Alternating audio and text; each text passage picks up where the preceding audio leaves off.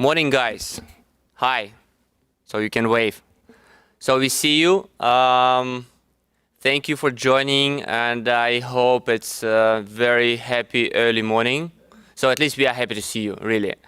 Me and Rob, you saw us already several times these days. I think in Telegram we posted something. A couple of days now, but yesterday was the last time. Yeah, yesterday they saw us. And today with us also Christoph and Jens. You know them already, and for everyone else, Christoph Berger and Jens Wienmann from ESMT Berlin. They organized like many webinars for you, and they worked hard with you on a case study. And today they are going to moderate this wonderful session that will actually decide who won. So that's a very, very important day for you. Rob? Yeah, I'd like to say something because now everybody is wondering why these guys look like this. Well, let me show you. And the backside. And the backside. So, you remember, Rob, usually we showed our socks.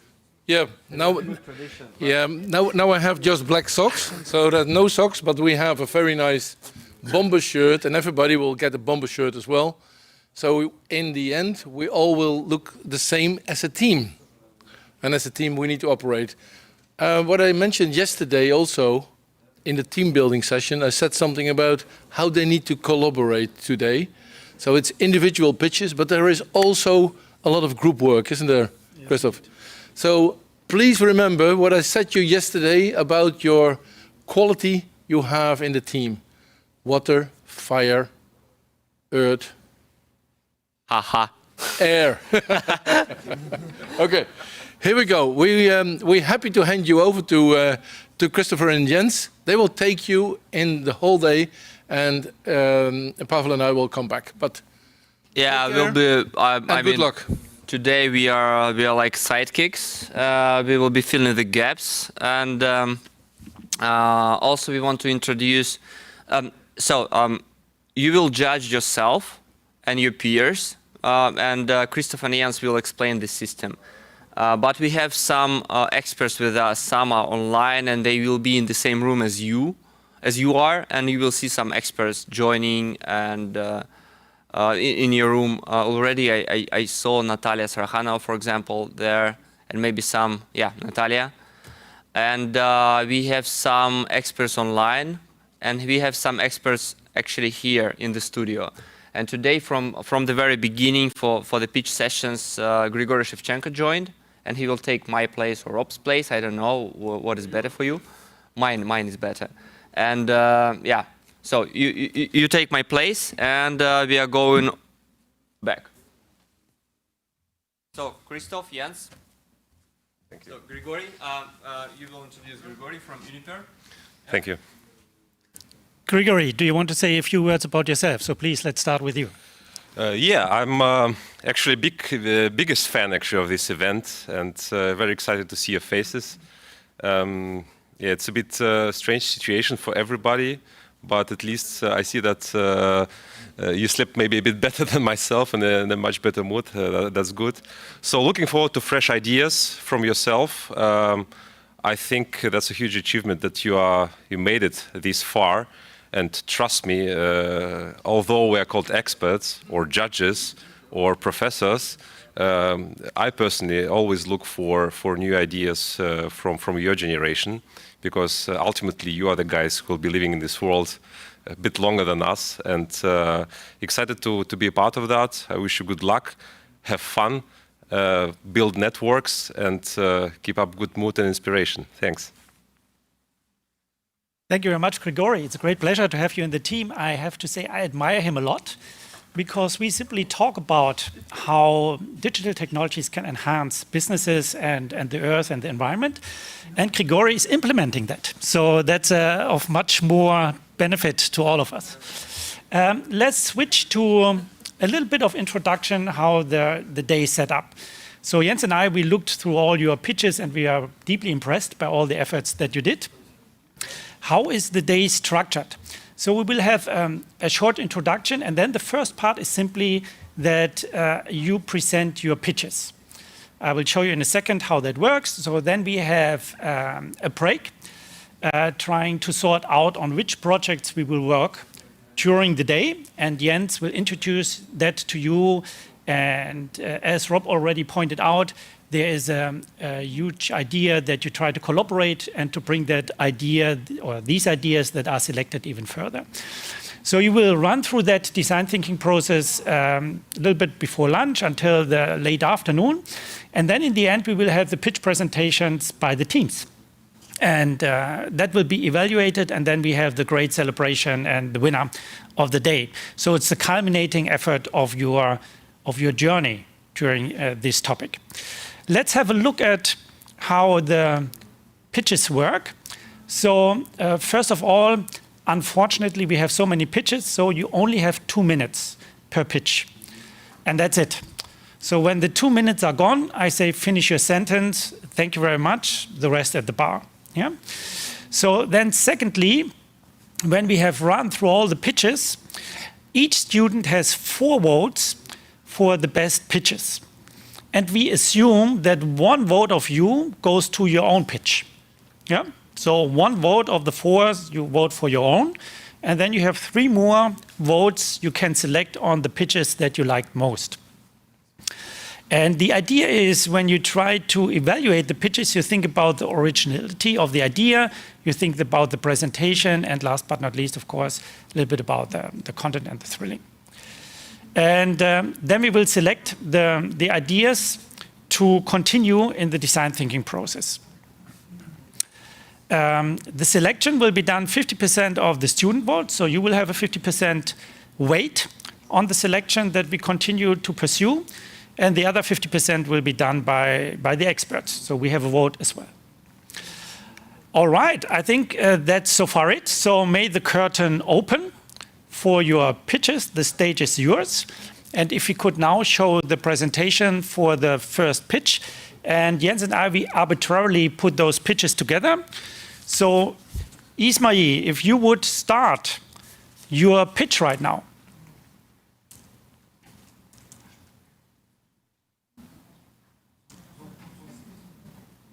As brief as possible. Can you hear me? Very good, Ismail. So let the time start. The floor is yours.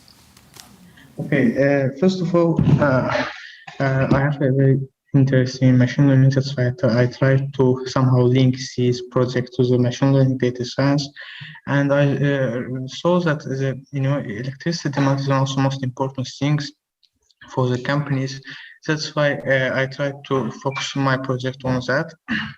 First of all, I suppose that we should collect the data, and we need weather data, component data. I have, mentioned here calendar data, demand data, and social data.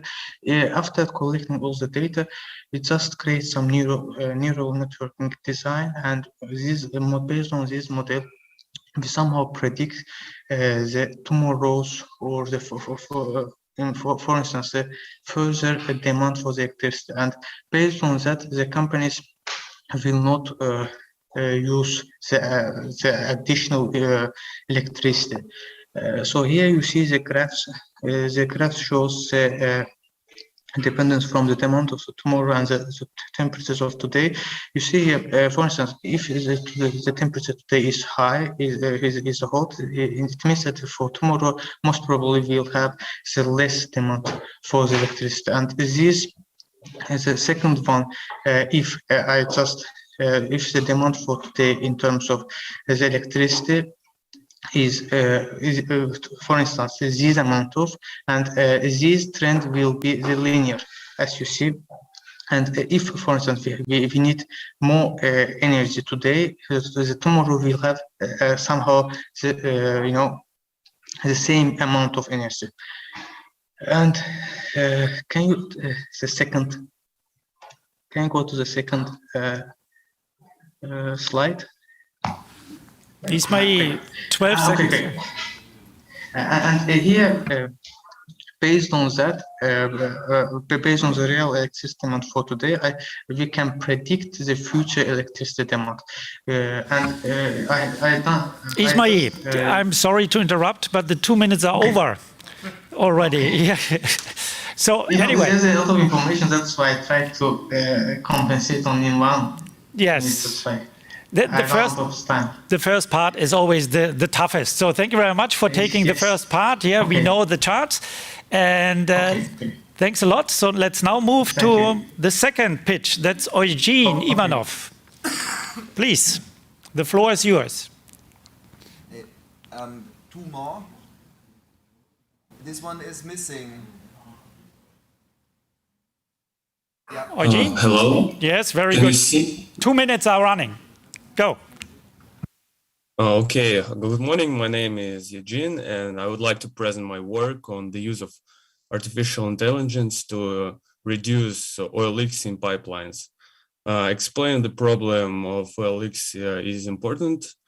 First, I tell you how this process looks like now. This is axis of time, and in the left side of the slide, and these are the moments in time when the pipeline is inspected at the same point in time. A defect may occur due to which an oil spills will begin. We will, now I move on to the to-be process. Consider a process change with respect of two components, artificial intelligence and pipeline. Let's set up two separate timelines for them as we did in the first process, and let's go consistently. At the zero stage, the artificial intelligence is necessary to install sensors as well as configure the model, and the pipeline during this process is operated as this process. When we go to the first stage, we need to gathering data, and the sensors are fixing abnormal parameters, and then the data goes to neural network, and after that the neural network recognizes signals and says to a human, go to repair the pipeline. So also I want to tell that the sensors are cheap, and we need to install them 15 meters between. Thank you very much. I think that's already a lot of information. So thanks a lot for this pitch. Thank you. Thank yes, you. and also taking the second spot, that's also very difficult. You can see that 2 minutes are 2 minutes. I'm really sorry. We would love to have more minutes for you, but we have to tie it in one day. Thanks a lot, Eugene. Let's now continue. One question, please. We were told that we would share the screen ourselves. Is it possible that we share our screen with our presentations, or do we have to use No, I think yours? it's easier because it's ours, because otherwise we lose too much time, yeah? Till you have shared the screen and then unshare the screen. That takes... I think that was a misunderstanding from our side. We thought that it would be much faster if we do it centrally. But is there any particular feature or gimmick that you want to show by yourself? Exactly. But I can I will adjust to it. When you want it that way, no problem. But it loses a little bit. But no worries. I think you can fully compensate by the charisma of your presentation. Thank you very much for your understanding. we are sorry for that misunderstanding, of course. You have prepared for that. So thanks a lot, Eugene again. And now Kunanon, please. PV cycle. Hi, everyone. Can you hear me well? Yes. Okay, let me share with you. Firstly, my name is Kunanon from Thailand, and today I would like to present about my project, which is, I would say that is PV cycle. What is PV cycle? PV cycle is the business that accompanies as the PV panel user that we provide the digital, sustainable and circular service and solutions to throughout the life cycle of PV panel. Next page, please. Next page. Hello. Okay, let me share with you about the overall situation. If you see in the nutshell about the life cycle of the PV panel is separated into production, use, and decommissioning. You will see that mostly the climate risk that the energy sector would encounter with is that first one, cloud cover and other weather conditions that will fluctuate the quality of the PV output. And second, the PV panel that could become to be the waste after decommissioning, especially in the future. And this will be the climate risk that the energy sector would encounter with. So the solution that I would like to propose to apply digital technology, there are three approaches. First, AI processing, that we will use the data set of the past weather conditions and in order to analyze the real-time analysis so that it could help in decision making more precise and also technically extend the lifetime of the PV panel. And second, install the smart sensor that could help in tracking the activity of electricity consumption, that we will improve the stability improvement. And third, to collaborate in collecting the decommissioned PV cycle in order to return its active circular supply in the future. Thank you very much, Kunan. That was straight on the spot, 2 minutes. Thank you very much for this precise and concise presentation. Let's move on to Osama. Osama, simply indicate to me when you want me to switch to the next page. Yes, please. Hello, everybody. Welcome to my presentation.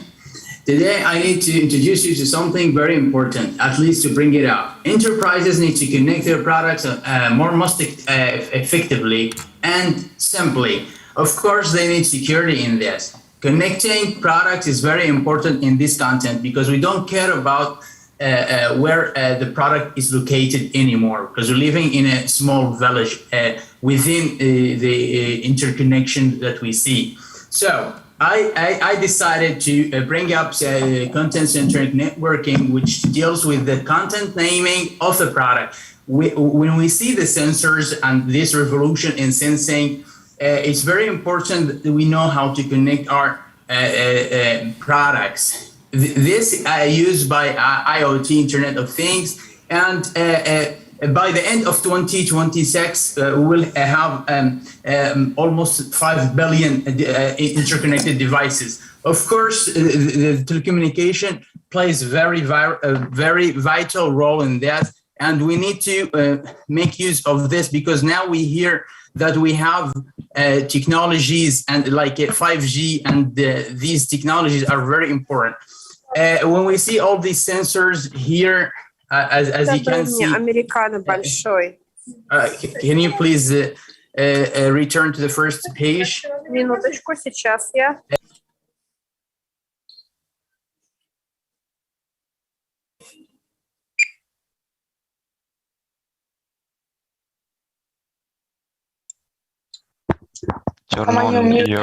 Move, please. Move. I don't know why I'm silenced. You're silenced again. I don't know why I'm silencing. I'm getting silenced. I don't know why. Sensors are very important and they can be integrated to the infrastructures, not only to the product. So what I need to emphasize here is that bringing the use of sensors and the availability of 5G in the networking, or even 4G plus, and connecting our products. This is simple. So this will make us aware and create purpose-specific systems, which will give us more insight and will reduce the hazards related to our products and the environment. Like this, we're available in the market, and this saves energy and a lot of measures. So using IoT is really important. Thank you very much. The time? Yes, thank you very much. So for managing also the silence part, yes, and having still the pitch. So thanks a lot. Osama, let's now move to Giovanna. Giovanna, please. And you simply let me know when I should, change the slides. I forgot to unmute. Thank you. So hello everyone, my name is Joanna and I will be presenting you the pitch that I have prepared based on the levitating magnetic cars. So I will be presenting, so I know that a lot of people basically believe that levitating cars are the technology of the future, and I know that a lot of people are like fan of sci-fi movies, but I believe it's technology of today. So my pitch project is based on the hovering cars, which will be relying on the electromagnetic force for their movement. You can switch to the next slide, thank you. So a vehicle is utilizing electromagnetic force. It is powered by two sets of magnets. One set is designated to make the car hover above the ground, and the other set is designated to keep the car moving in the desired direction. All of that can be achieved with the power of magnetism, of course. In addition to its speed, the levitating magnetic cars emit like a low level of noise pollution and air pollution, and they will decrease the greenhouse emissions in total in the transportation sector and improve the overall quality of air. So basically, the infrastructure designated specifically for these cars will be, it will last longer because there is no opposing friction. Not to mention that the other renewable resources can be fused with the car, for example, the solar energy, in order to provide electricity as the alternate method for powering this vehicle. So on top of everything, the infrastructure designated for the magnetic hovering cars will be relying on a magnetic-based positioning, which is in turn will prohibit the car to escape the lanes, thanks to the magnetic field it will provide. So the magnetic cars will be cushioned on air and therefore eliminating the friction. So the lack of friction allows the vehicle to reach speed up to 500 kilometers per hour. So the high speed is just one major benefit, and it's very rarely like ever how to say it, steer off the rail. And with the less vibration and friction, it results in the fewer mechanical breakdowns.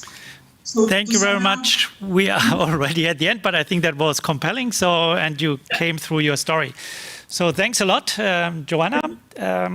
Let's now move to Vivian. Vivian, and again, please let me know when I should switch the slides. Okay. So first of all, I want to talk about the big problem from our future.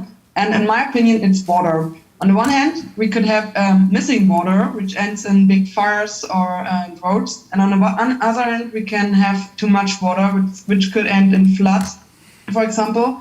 But in my in my presentation, I want to focus on too less water, which can cause to wildfires and forest fires. So my idea is the fire preventing artificial intelligence. Please go to the next slide. Yeah, and this means that, oh, it looks crazy. Normally it looks different. Okay, so I have to look on my own, sorry. So, okay, this means that we can use thermal cameras on satellites, which can detect fires in the first step. Like we have it already in a German satellite, it's called TET, and they use the satellite for watching out when there are big heating points on the Earth, and then they can easily see when a wildfire will begin. So, and my opinion is to connect this satellite with a point of artificial intelligence, which make it possible to communicate with airplanes for firefighters and also for drones, which can directly go to the forest fire and stop the fire before it's getting really bad. So, and the big problem on fires is that firefighters cannot go to the area because it's not really possible to go through the forest. And the drones and airplanes can do it. So it's, in my opinion, it's necessary to make a communication between the satellites, which can detect the fires, and the drones. This is my idea. Thank you very much. That was straight on. Thanks a lot, Vivian, for this idea on preventing fires. It looks not like mine. It's different, types of the sites. But okay, never mind. Okay, apologies for that. Thank you. Yeah, let's move on to Elisaveta. Elisaveta, please.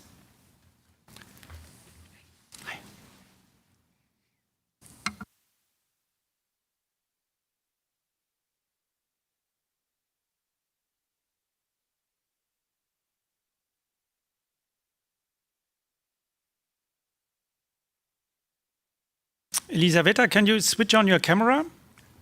And are you there?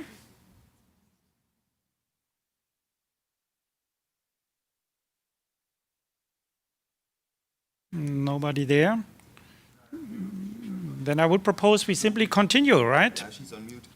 She's on mute. Hear me? Yes, now finally. Very good. Great. Okay. Due to the growing share of renewable energy sources in the total energy balance of the network, the structure of the network and the forecasting of electricity production are becoming more complex. Due to the scaling of the network and inefficient management, electricity losses in the network are increases. This reduces the benefits of using renewable energy sources and system in general. Blockchain able to help to solve this problem.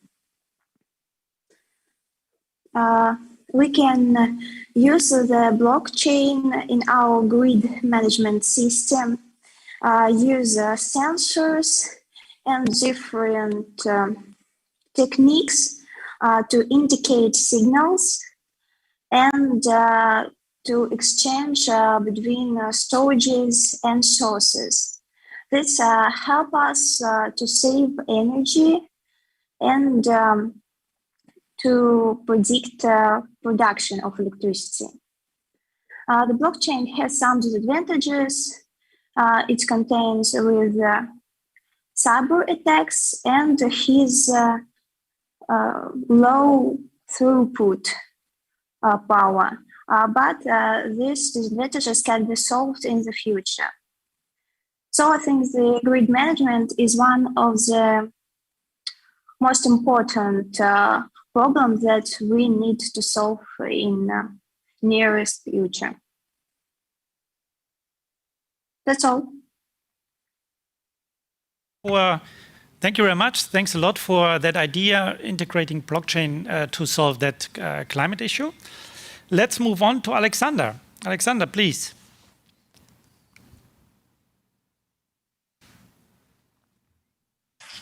Okay, what are the missing pieces in energy transition process? Until recently, the vast geothermal potential was confined to particular location in the world, but currently it gets more attention as a ubiquitous, unlimited, and constantly available baseload energy without any drawbacks of other renewables. Last year, Pivot 2020 conference announced the start of geothermal decade. And it is expected that geothermal will experience the same growth and learning curve as the wind and solar. And to reach this goal, we need to drill deep enough in hard and hot formations. We need to apply modeling and digital solution to ensure safe, reliable, and cost-efficient solution for energy production. More important, the skill set and expertise overlap between oil and gas and geothermal will facilitate geothermal development. And surface and subsurface part is important and need to be thoroughly planned for scaling. Next slide, please. And currently, engineering and scientific, next, please. Currently, the scientific and engineering effort that are aimed to address the problem for drilling in difficult and challenging conditions to improve efficiency and reduce costs, their own concepts and implement for efficient energy generation. The single, double, multilateral wells are drilled and closing loop systems and enhanced geothermal systems are already available. And in combination with advanced turbine designed to operate with supercritical CO2 will allow to improve efficiency. As for digital technologies, they are essential for reducing uncertainty and improve economics, for reducing computational costs and well-bore monitoring. So, and only combination those three parts, the hardware, energy production will await the sleeping energy clean giant. So thank you. Thank you very much, Alexander, for your pitch. Let's move to Maciej. I hope I pronounced that correctly. Let me know whether I did or not. Yeah, I think It was good. Or you can call me Matthias also. Matthias would be easier, but Maciej is fine. Yes, thank you. Thank you. Okay, so my name is Maciej, and I wanted to introduce you company Soul Technologies. They invented the new technology, which is printing perovskite solar cells on foils. That solution gives us a whole new approach to PV panels production process and usage of PV panels in broad range of industry. Currently, we are using PV panels based on silicon. They are manufactured in, let's call it, traditional way. And we need to produce the panel. We need to produce the frame, which will allow us to connect that panel to some surface. And the whole structure is quite heavy, and its production process requires a lot of energy. And also traditional panels, they are also limited in matter of shapes. I don't know if you ever saw PV panels in other shape than the square. Next slide, please. So using this innovation give us foil in place of frames. The panel thickness is even at the micron level in place of around 3 or 4 centimeters. It's decreasing usage of energy, and it is decreasing the carbon footprint during the process. And possibility of printing PV panels give us opportunity to create PV panels in various shapes. Lighter, thinner panels in customized shape can be used in places so far unattainable, such as drones, e-cars, roofs, windows, etc. It is also giving the energy companies possibility to enter completely new markets in face of the Green Deal, which will impact companies' decrease of income. Thank you very much, Maciej. Thank you very much. For this pitch on the new production of this solution. Let's move on to Rodrigo. Rodrigo.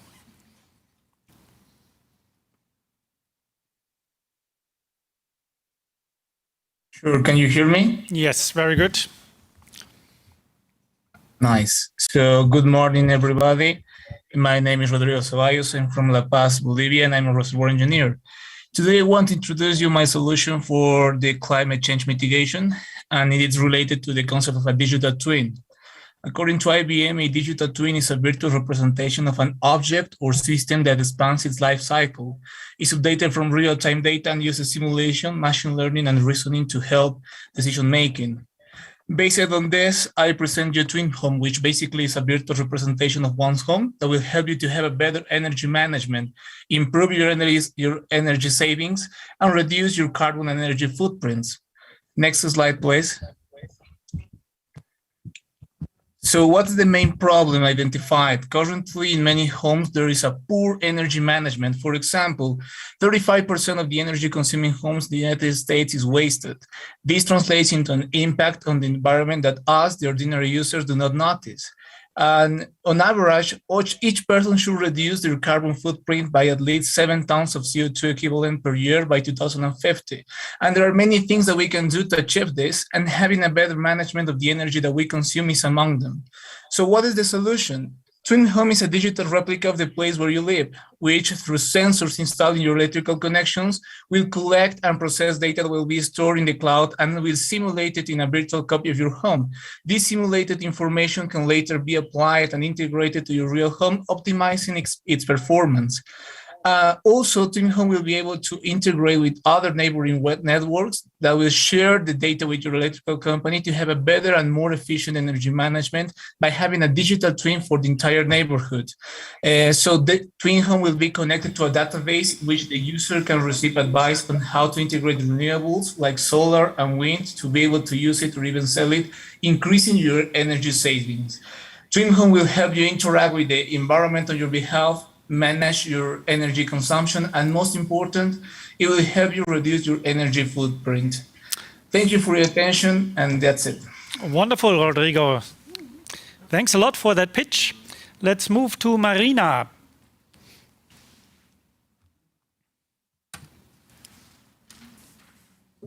I'm sorry. Can I present later because I have some problems with connection? Sure, no problem. Let's go then to Maxime. Maxime, here we go.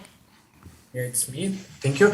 Dear members of the jury and the students of the academy, I'd like to present you my project, which is implementation of network-centric systems in the logistics. So NCS are used widely in the world by different companies from different sectors, such as Walmart, Lego, Rolls-Royce, and many others. In the oil and gas and energy sector, the closest analog is digital twin.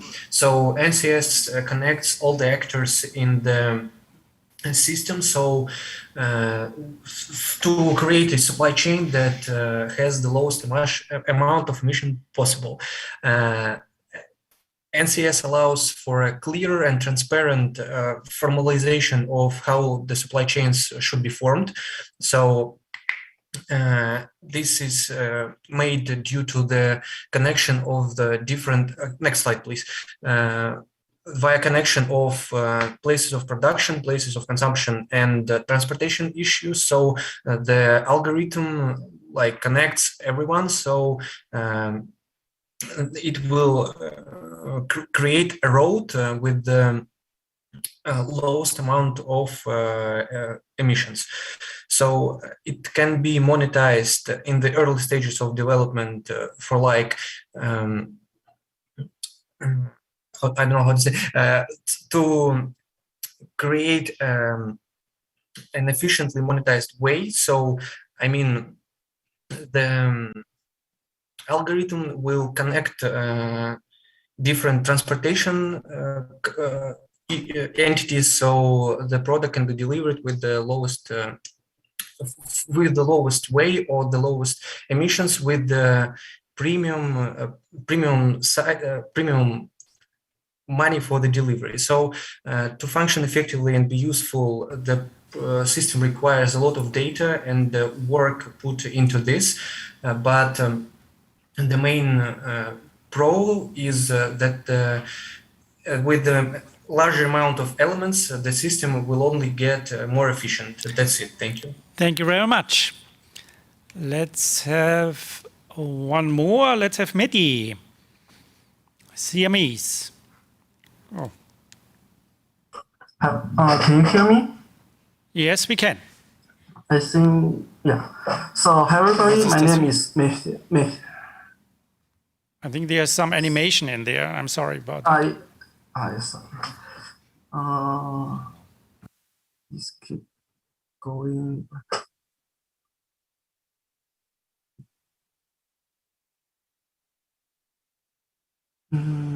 Or I can share my own.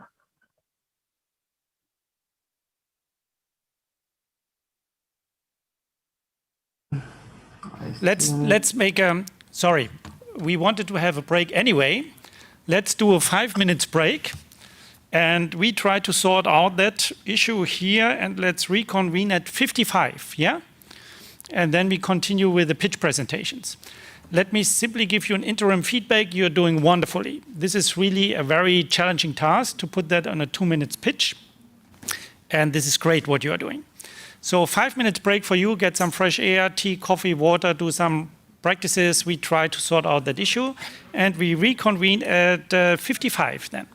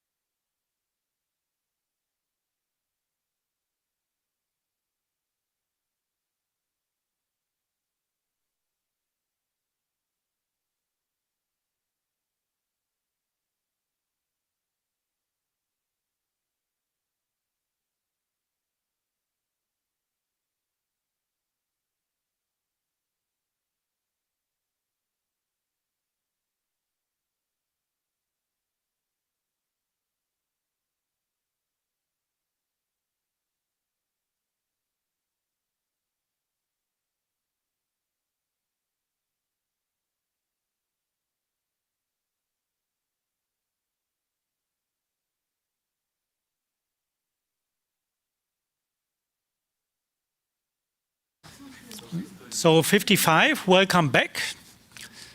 That was a very short break, right? A little bit unfair. Anyway, we will have another break that's a little bit longer.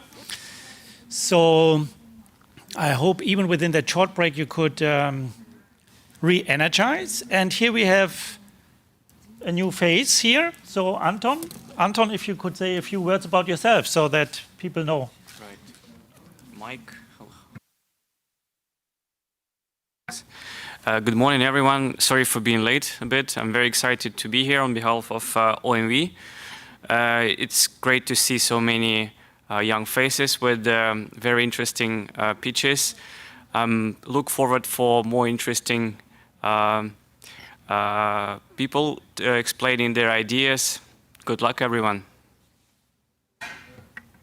Thank you very much, Anton, for joining.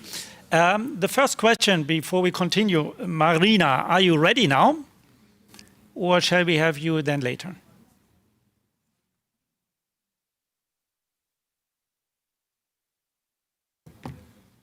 Can't hear Marina, so I assume that she is trying to sort out her technical problems.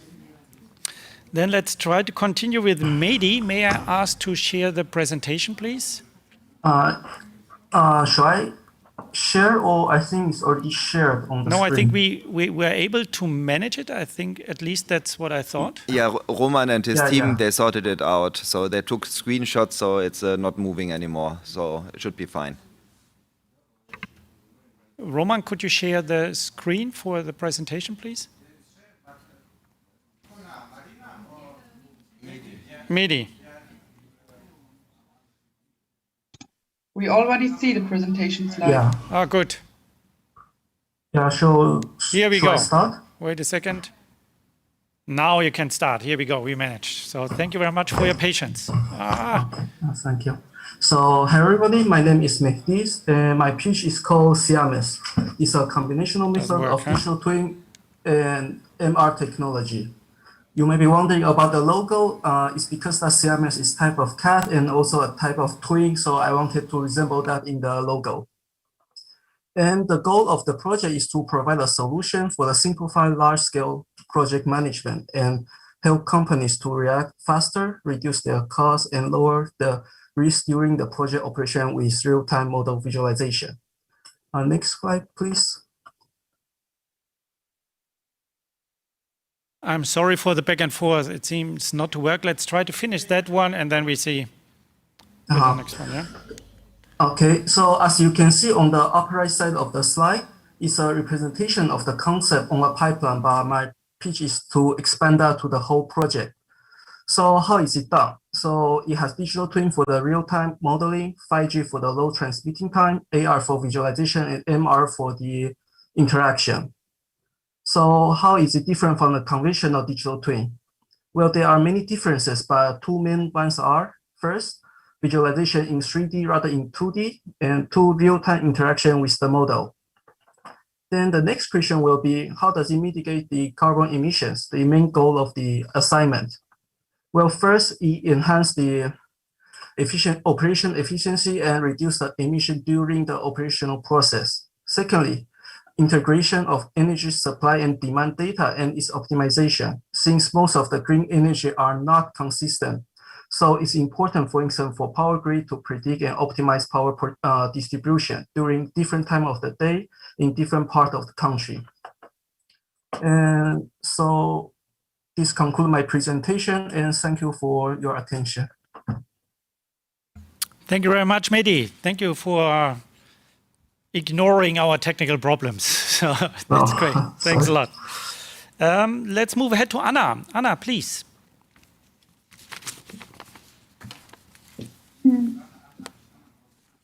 Good afternoon. Hi.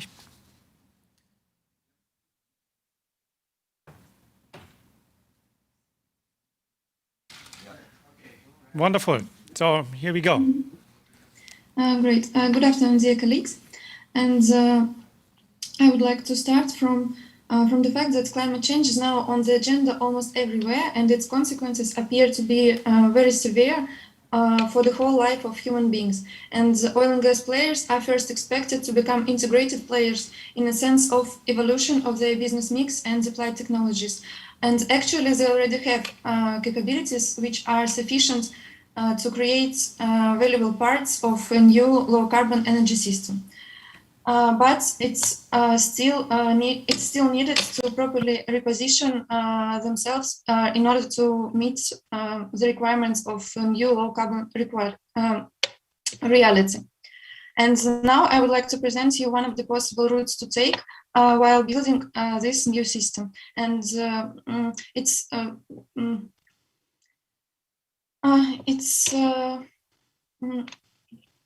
the fact is, despite the fact that 1.5 degree scenario could not be achieved only through carbon emissions reduction, negative emission solutions are disproportionately underinvested. And therefore, one of the most promising technologies for removing carbon from the atmosphere is direct air capture and storage. It can actually deliver highly flexible volume of negative emissions without almost any geological storage and with a negligible land or water use.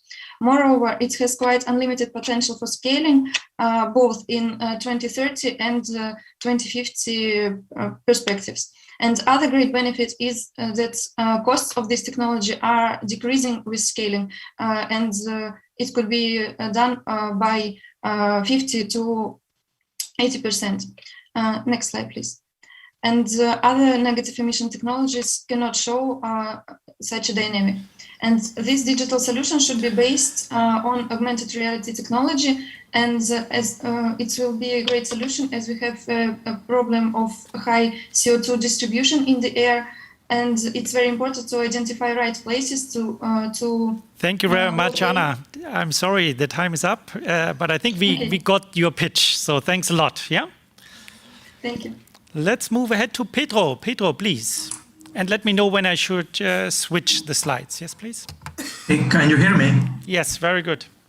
Okay, perfect. Okay, so Alba pretends to solve a critical problem in the oil and gas industry. As we know, oil and gas operation release a large amount of greenhouse gas emissions, and there are two main sources, those from generation of electricity and from gas boring and flare for safety reasons. Thereby, a greenhouse gas smart meter using an AI tool will allow the organization to observe how individual pieces of equipment contribute to total emissions on a continuous basis. So what is the value proposition? Where we have planification of net zero targets, budget, analyze KPIs and benchmark, and also notification supporting teams like maintenance, operations, or safety personnel. We will be working with the client to understand analytics based on the scenarios about emission, cost, equipment, or fuel. Next slide, please. Next slide, please. So, okay, well, therefore, the way it works is divided in three processes: a business intelligence in the lower part of the circle, where dashboards, trends, or reports are generated by the analysis of equipment efficiency, and the green part that consists on the action on data analysis by forecasting of emissions over the time, and the system of virtual agents for non-technical users. Finally, the part about workflow, where value monitoring and notifications are automated, sending alerts to the people involved in a simple way for the delivery of KPIs. Some facilities have dedicated turbines that drive pumps or gas compressors directly, but CO2 is also produced. Taking into account this factor, this application have use cases like dashboard detailing emissions and costs for gas turbines or gas compressors, for example. The calculation of an opportunity score for today's performance compared to the best possible, or predictions about emission based upon what units the user selects to be online or what fuel type is burned. And the last one is about checking for increased emissions over the time and the possibility to see operating modes that have better emission performance than others. Thank you very much. That was straight on the spot. Thanks a lot for your pitch. Let's move further to Leonid. Leonid, please. Can everybody hear me? I can start. Good morning, dear jurors and participants. My name is Leonid. Today, I would like to present you my recommendations for CCUS digitalization. CCUS includes the technologies of capturing carbon dioxide from the atmosphere and flue gases emitted by heat and power stations and associated petroleum gas flaring. utilizing it for enhanced oil recovery and as a feedstock for chemical industry, and storing it to mitigate climate change.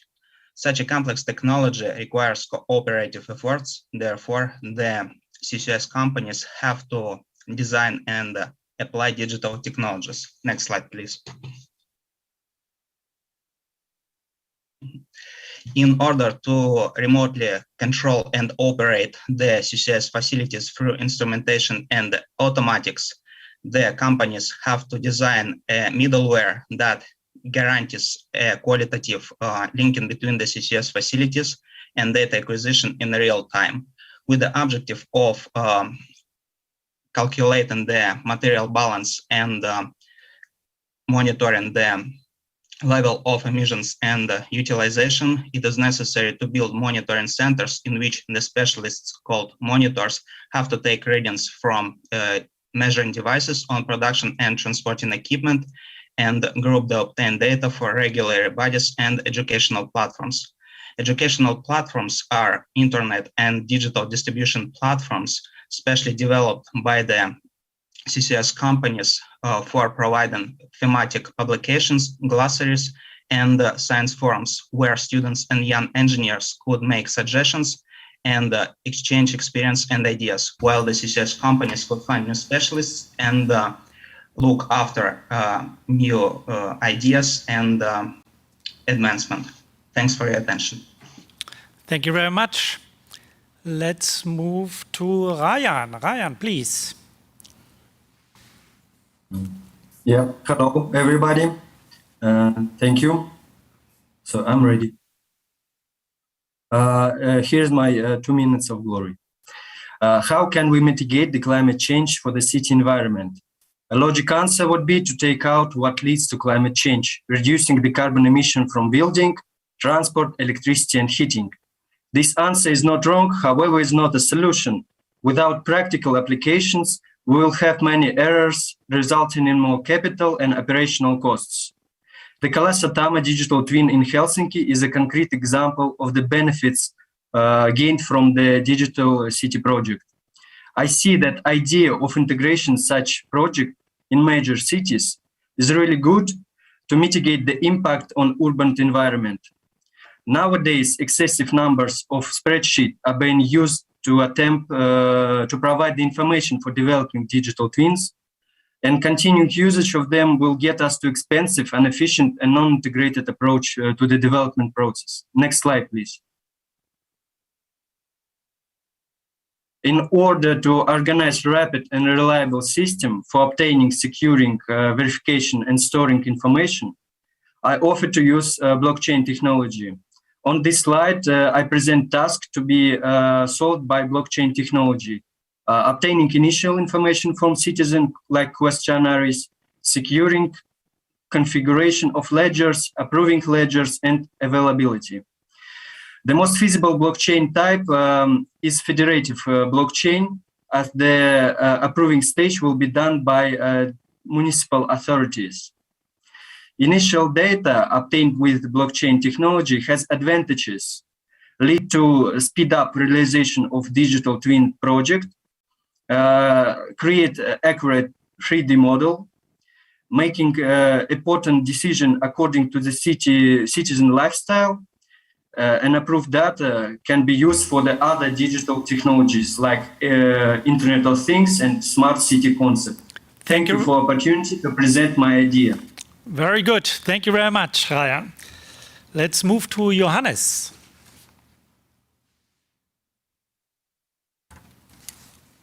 Well, thanks a lot. Hi, a growing amount of renewable energy brings the electricity grid in Europe to its limit. A stable power supply without blackouts will become a critical factor for every economy in the future. We believe that active demand-side management and decentral power storage are the most promising solutions that are already available today. My imagined Sun Urban Energy would be a merger of two outstanding startups from Germany, combining 4 technological innovations into a single IoT energy trading platform. Our goal is to balance the fluctuating load profile of the power grid and simultaneously reduce energy costs for our customers. In Germany alone, there are almost 1 million electronic vehicles just standing around, especially during Corona with everybody in home office. The idea, let's keep all these unutilized vehicles in plug-in mode and use bidirectional charging technology to automatically buy and sell stored power when it's needed by the grid, or at least save the PV power from your roof for self-consumption overnight. Next slide, please.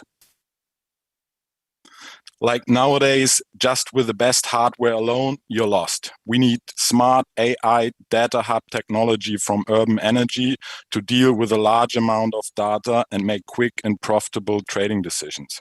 We combine a flexible power tariff with our battery management system and connect it directly to the power exchange. Our simple mobile app visualizes the optimal charging periods and serves as an interface to the data hub, providing important GPS and calendar data. I have chosen a typical trading day on the spot market and visualized the independent load decisions of our AI on the right. Around noon, our sample customer even had enough time to go shopping or get kids from school.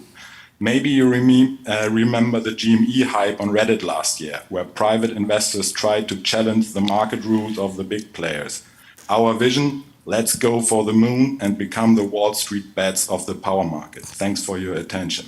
Thank you very much, Johannes. Let's move to Evgeny.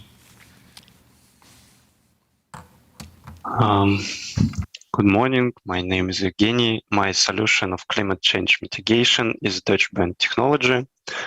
Deutsche Bahn has developed artificial intelligence technology called AIM to analyze data from acoustic sensors and video equipment to predict mechanical faults and monitor the condition of railway equipment. So AIM is being tested in Germany, including at Düsseldorf Main and in Hamburg. It uses microphones that pick up airborne sound and sensors that detect structure-borne sound to identify acoustic irregulations coming from mechanical equipment and reports to the main computer about these irregularities before a fault actually occurs. Thus, artificial intelligence can help increase infrastructure safety, drive down costs, and increase the energy efficiency of systems. The technology can be used in many areas, including the energy sector.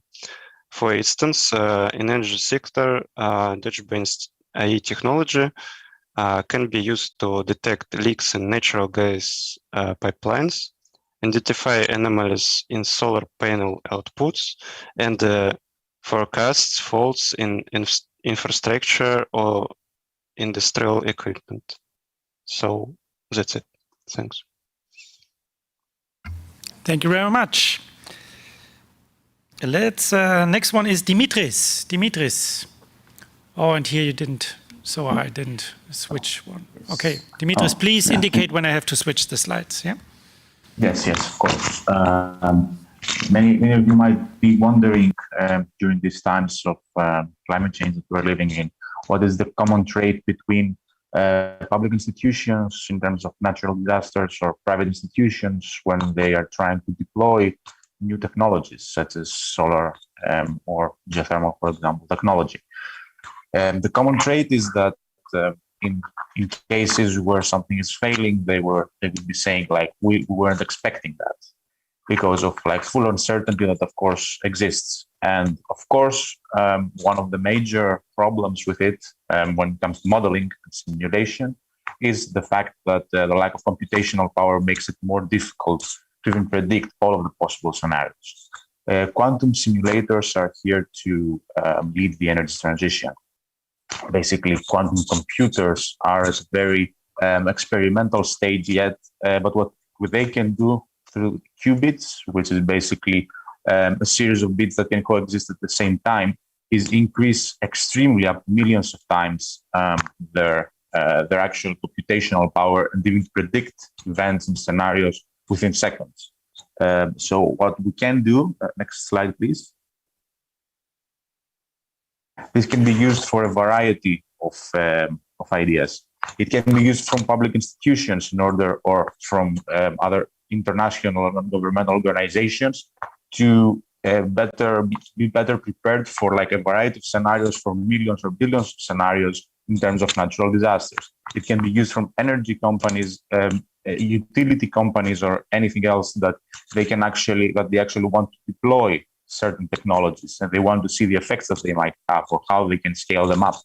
And finally, of course, it can be used by the transmission operators in order to optimize the grid now with the advent of local local renewable energy communities and other novelties and innovations. Thank you.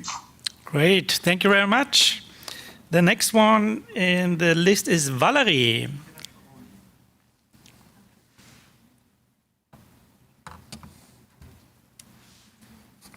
Valerie, can you hear us?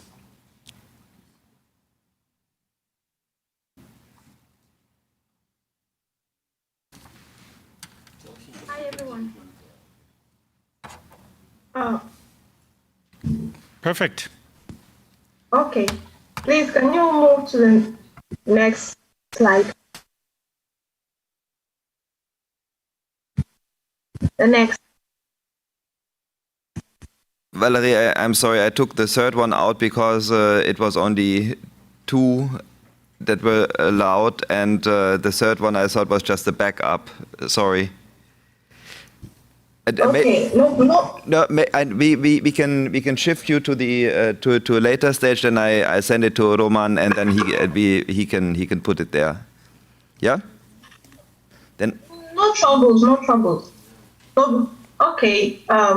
Because my work was basically on the third slide. Yeah, exactly. Yeah. So let's move to the next one, and I send it to Roman.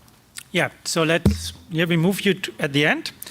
Let's then have Dia. Dia. Yeah, hello. Can I start? Yes, please. Okay. Games are the only things that we enjoy doing for hours without getting even tired. But in our company, we will be gaming the power. But which power do I mean? I will leave this for you to answer. Anyways, the Chipoga is a company which provides a solution that will change our understanding about controlling the power plants. Using technologies like AI, virtual and augmented realities, we'll have a new perspective for the mitigation with climate change, decreasing the costs and increasing the efficiency of the staff and the facilities. To see how this will happen, I will tell you a short story from inside the game. Next slide. Next slide. One day, an operation engineer called Adam entered his office in the morning, put on his VR glasses, logged in inside the game, and met his AI friend Nucleus. Nucleus told Adam that yesterday he collected some new data and showed him his predictions that after 5 days, there will be an increase in some emissions due to an oil leakage in one of the equipment. And the spreading of this emission will increase due to changes in wind speed. So Adam quickly met with other team members inside the game, and they all started working on solving this problem, taking some preventive action and trying the solution with the technicians. And after practicing this solution many times, now it's time for them to take off their glasses and start applying them in the real world effectively and without any mistakes. Similarly, in all the other sections of the game that you see inside the slide, each one of them will have different tasks, data predicted by AI. So by encountering these risks before they even happen and practicing the solution, this game will help not only the different types of power plant to mitigate with climate change, but also it will convert them into proactive type. Finally, can you imagine the number of benefits and applications that Chipoga can provide when it's applied in any other field in energy sector? Thanks.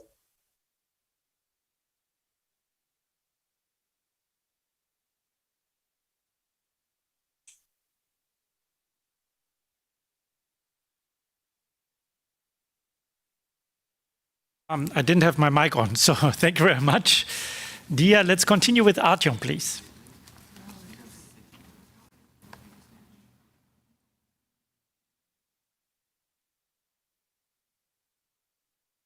Artyom, can you hear us? present. Not present. Then let's continue with Carla, please.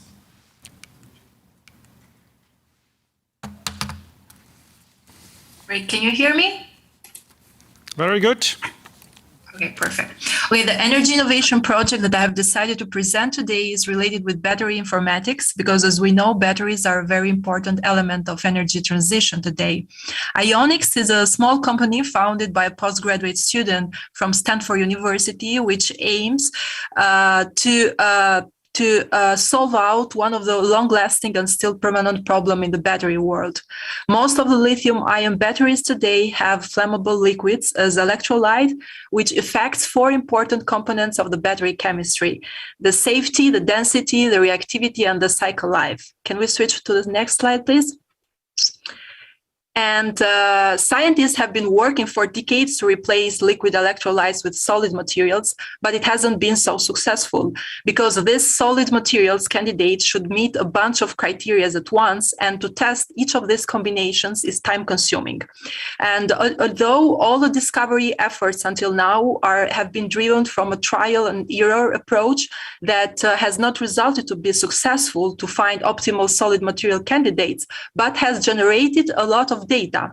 And that's where the innovation suggested from Ionics start over. They have trained an algorithm with the help of machine learning that, based on all the data given, will help to understand if the candidate material is a promising material for a solid electrolyte application in just a few seconds.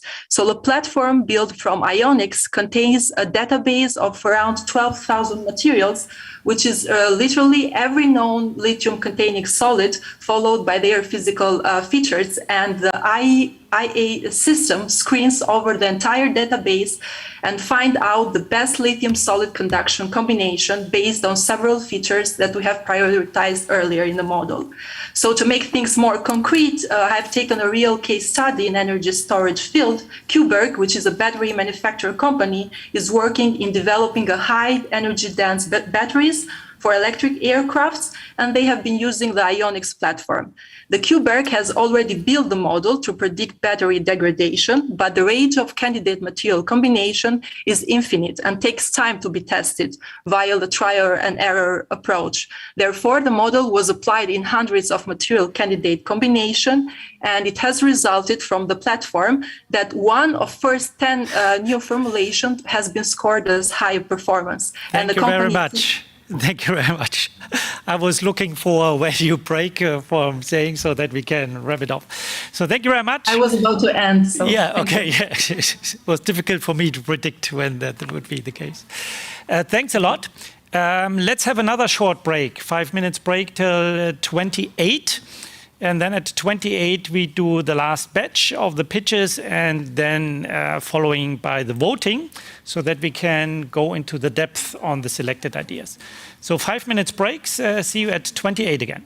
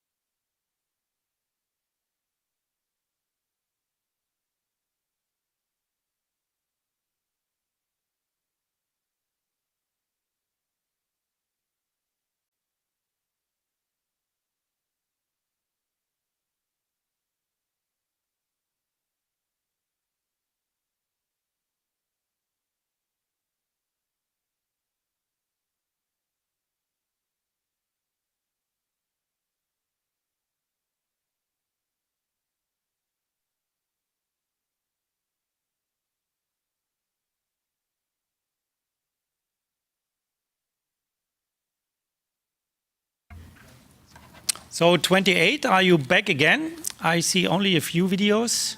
So let's wait a second. Here you are coming again. Our break was filled with operational problems. I hope yours weren't, and you enjoyed a little bit. Anything else, yeah? So let's continue with Ayrat.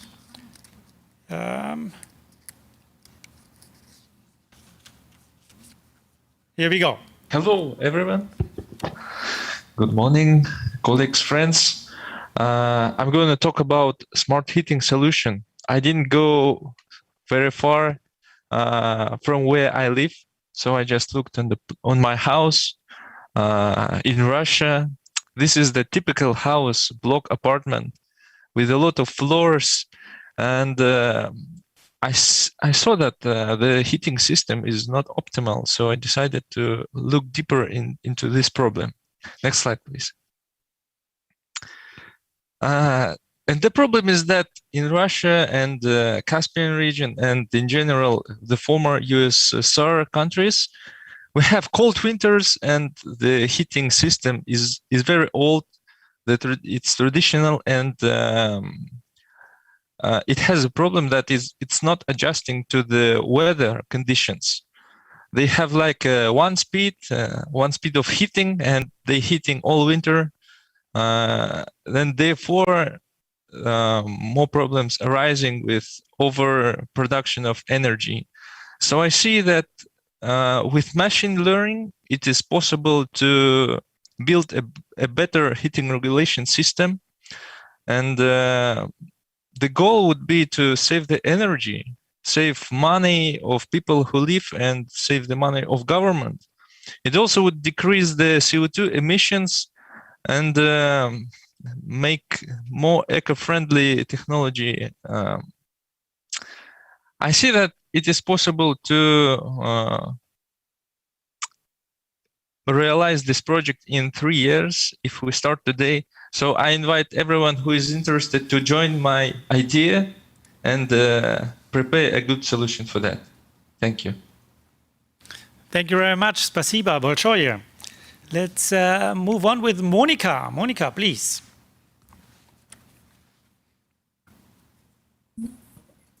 Yes. Hello, everyone. My solution is about data science and predictive analytics for renewable energy production. So based on our current situation with integration of renewable energy sources and increasing number of the sources into the grid, the grid flexibility is not as we expect for such a number of renewable energy sources implementation. And currently, we have new needs for more predictive analytics and the further. And currently, we should implement more predictive analytics. That's first one for thermal power plants to react on time. To ramp up and ramp down their production and integrate electricity that is coming from renewable energy sources. Could you please turn to the next slide? Thank you. So the solution might be as follows. First, to increase the data gathering that might come from different sensors. For example, data about weather, power, satellite images, radars. Then we can put this into algorithm that will predict when there will be maximized number, predict the generation of renewable energy sources and electricity, and then integrate this into our system, and that will allow thermal power plants to react on time, and hence increase the integration and injection of electricity that is coming from renewable energy sources. So that's the main idea. And thank you very much. Yeah, wonderful. Thanks a lot. Monica, let's move to Nitish, please. Can you guys hear me? Yes, very good. Yeah, good morning, everyone. Today, my solution for combating climate change by mitigation of CO2 is a combination of artificial intelligence and Internet of Things. So basically, the technology, as you can see, is a combination of these two technologies.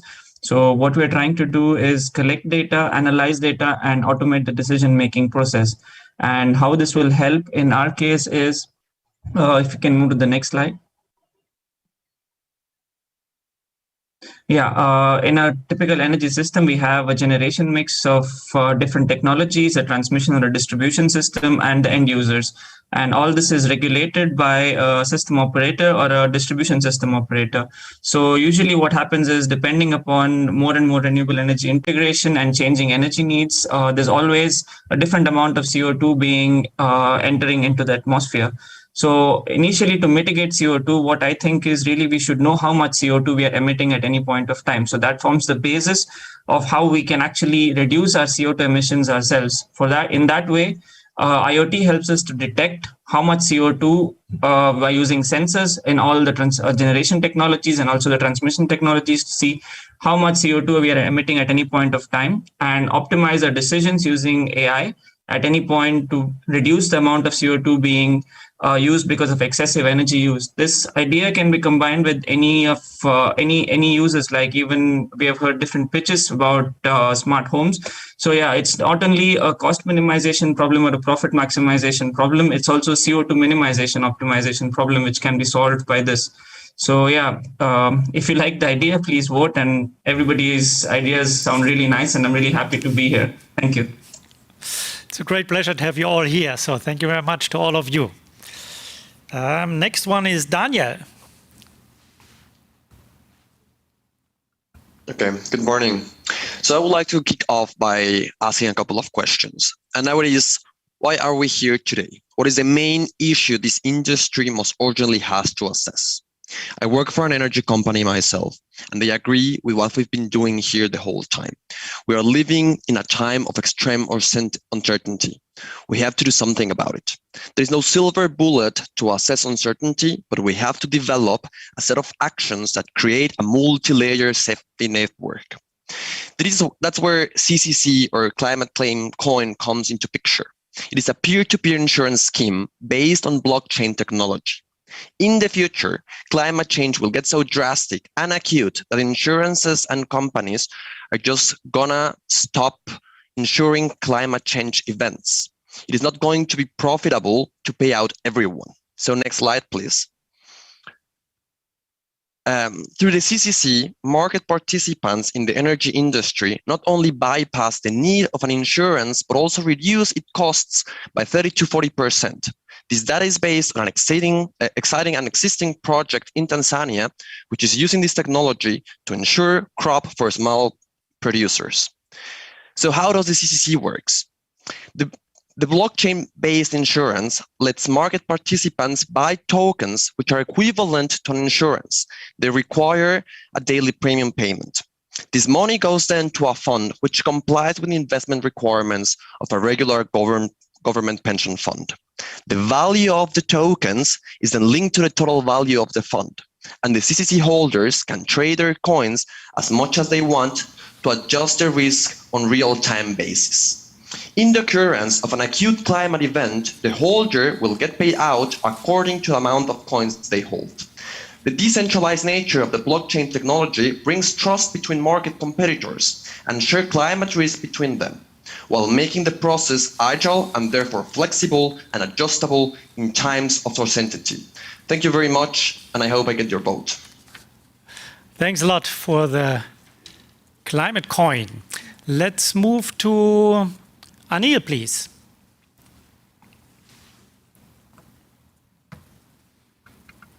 Good afternoon, everyone. Today I'm going to talk about one of the important topics that two of my colleagues, Anna and Lenoid, they already have talked about, which I feel which is a very important topic in current context that we are today assembling for a solution for climate risk management. We understand that the most of the climate problem is coming from the CO2 and the greenhouse gas emission. The problem persists because of these gases. So we also have to understand that these gases is a very, very common byproduct or the waste or any side product of any process, which is very much integrated in all the processes altogether, be it human, be it animal, be it any other processes, be it agriculture, we find the byproduct or a problem there. But these byproducts, how do we use it so that the value is added to all these byproducts and we find out a solution so that these gases are captured, not only just called as the byproducts of the waste, but how do we add value to it so that these are captured or stored or utilized in some or other form so that the problem of the climate crisis is solved. So the carbon capture, utilization, storage, not only utilization and storage, how do we use this entire carbon dioxide or other greenhouse gas emissions? So this CCUS provides an opportunity to, capture all those gases and use and store it in one or another form. And apart from this, I also propose to have another solution for the climate risk management is, can you go to the next slide, please? 10 more seconds. Yes, and the circular economy in the energy transition. So whatever is we are making, we are generating, we use it in one or another form so that the waste which is coming out in the society is reused and we have all those waste in our control. Thank you very much. Thank you very much. Then I have next Ksenia.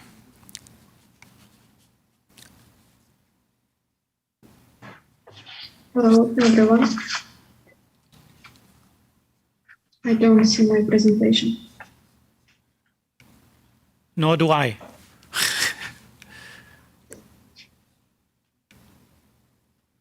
I think, can you share your screen?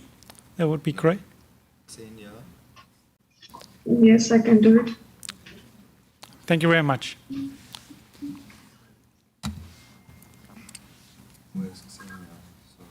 I can't do it. No, it's my fault, I guess.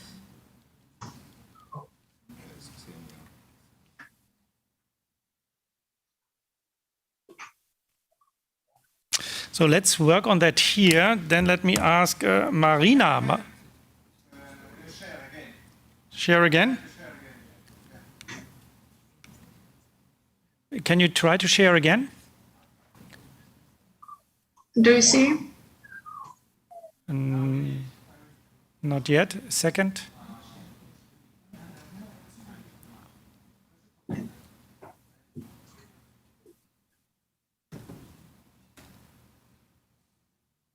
Here we go.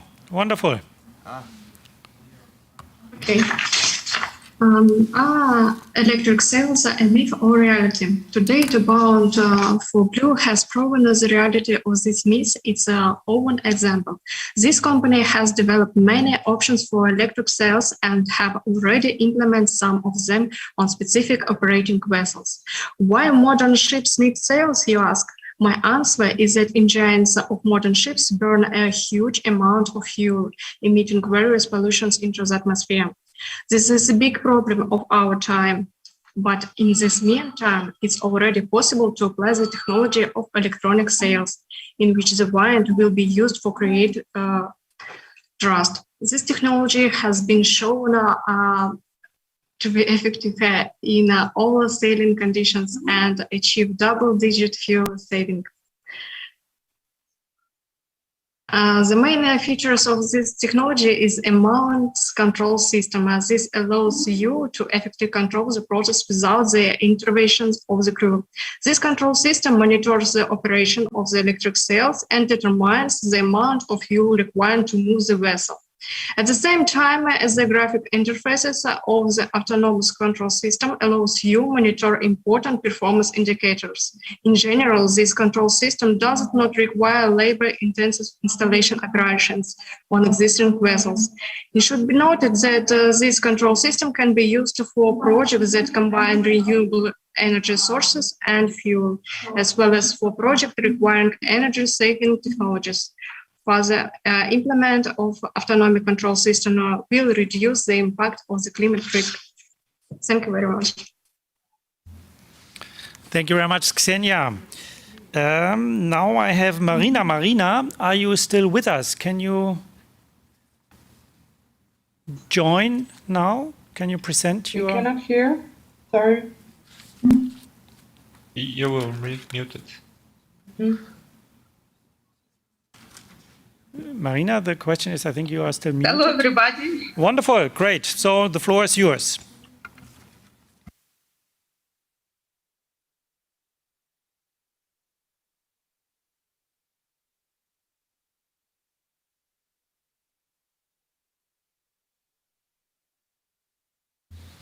Marina, you were here and then you vanished again. We cannot hear Christoph.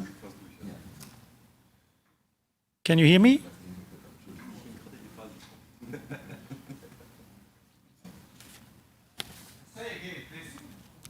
Marina, we saw you and then you vanished again. Can you now do you see me now? Reappear? I hear you. So wonderful. So the floor is yours. Let's go. Okay, thanks so much. A recent revelation of Australian startup called SunDrive demonstrated a brand new solar plant cell.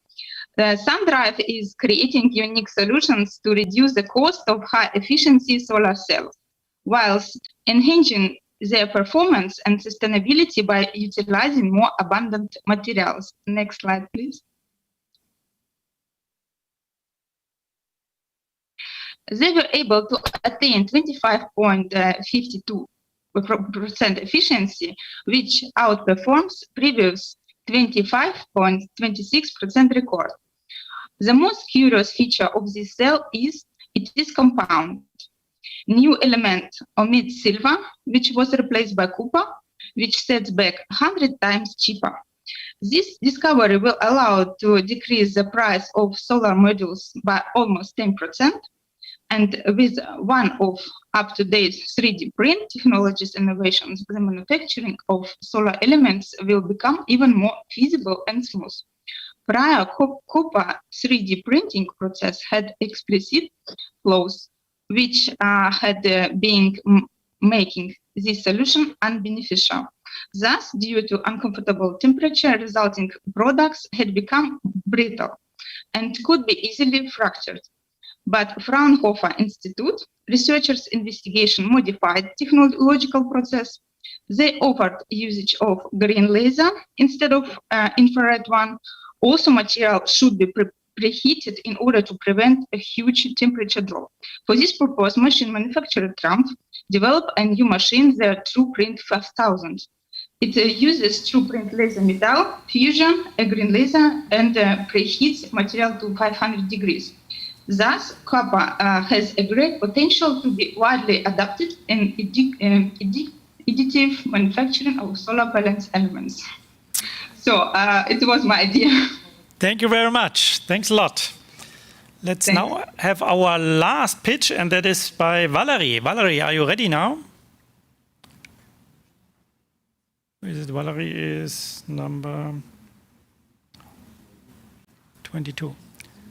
Valerie, can you hear me? Yes. Wonderful. I'm just switching forward to 22. Wait a second.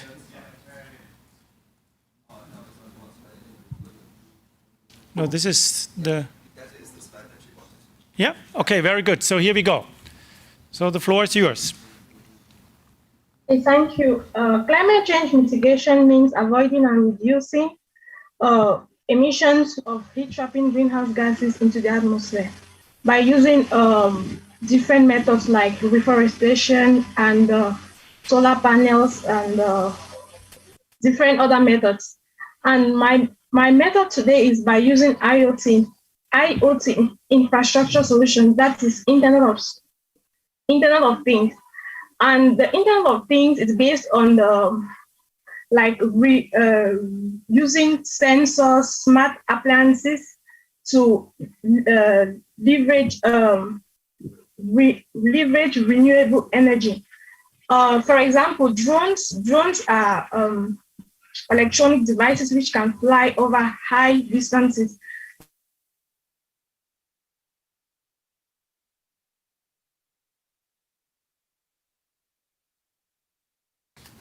Valerie, you are gone. Wave your hand. Give us a sound when you are back again. She's lost.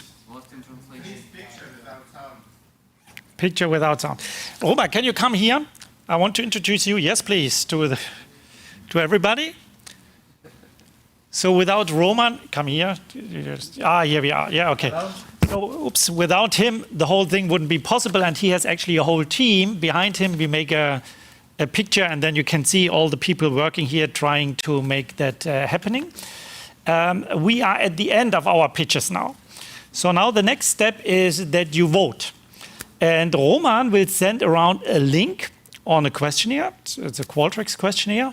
And there you have 4 votes. So the first vote, please give yourself, because you are convinced about your pitch, right? And then you have 3 more votes. And the 3 more votes you give to the pitches that you found most interesting to you. And you will have time to do that until 11:10. Yes? So at 11:10 we close the questionnaire. Again, Roman will send the link. So you look there, you have 4 votes. 1 goes to yourself, and then you have 3 more votes. You select the pitches that you find most interesting. At 11:10 we close the questionnaire, and then Jens and I, we will combine your votes with a 50% weight with the votes of the experts with a 50% weight. And then we will continue at 11:25 with the selected ideas, and Jens will then lead you through a design thinking process to try to elaborate on those ideas and make them even more compelling. Okay? Any questions? Give me a thumbs up. Very good. And an applause to you for all the pitches. You can also applause to yourself. So Roman, if you could distribute the link. Okay. Then good voting.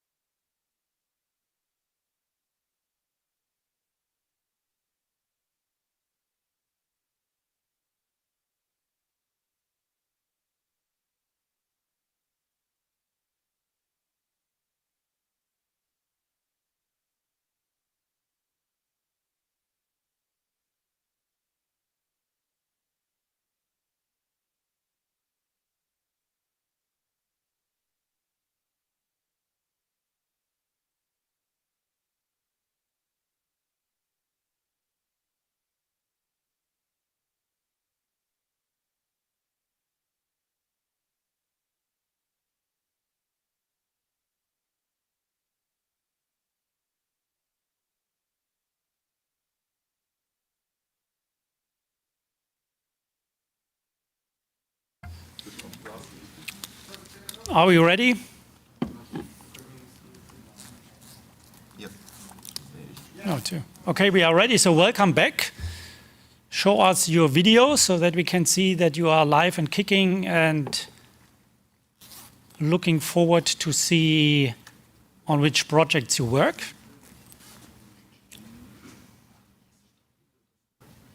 Everybody in there? Yes. Okay. So then we did our analysis of your votes and the experts' votes, and I give you the 5 ideas that were selected to be worked on in the next group phase, right? This is not by the number of voting, but simply by the selection of the 5 elements. So one is Rodrigo with Twin Home. Then we have Carla with machine learning for battery material innovation. We do have Vivian with the topic of water. We do have Daniel with climate claim coin. And then we have Johannes with the energy management system Son Urban. And we will put you into the teams. They are, well, the idea leader is in there, yeah, but then we assigned also arbitrarily the rest of the team. And Jens will give you guidance of how you try now to elaborate the team even further.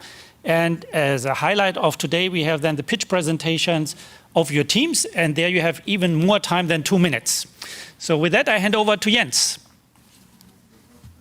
Okay, first of all, thank you very much for all these fantastic pitches. That was really exactly what we wanted to have, that maximum diversity of technologies, of solutions, of digital technologies integrated with haptic, material, 3-dimensional solutions. And that gives us, I think, somewhat the perspective of what Gregory was mentioning beforehand, in terms of that you are actually our future generation and you are the ones who have to cope with our challenges in the future. And this is going to be the topic of the remainder of this day, that we have challenges that we have to tackle. You have found some technologies, obviously all of them would deserve to have a full-fledged workshop with them, but we have chosen these 5. You have actually chosen. We didn't do anything, we just compiled the votes from the student vote and from the expert vote together. And so we are very happy and we are curious what you will do out of that, because this is just really the starting point.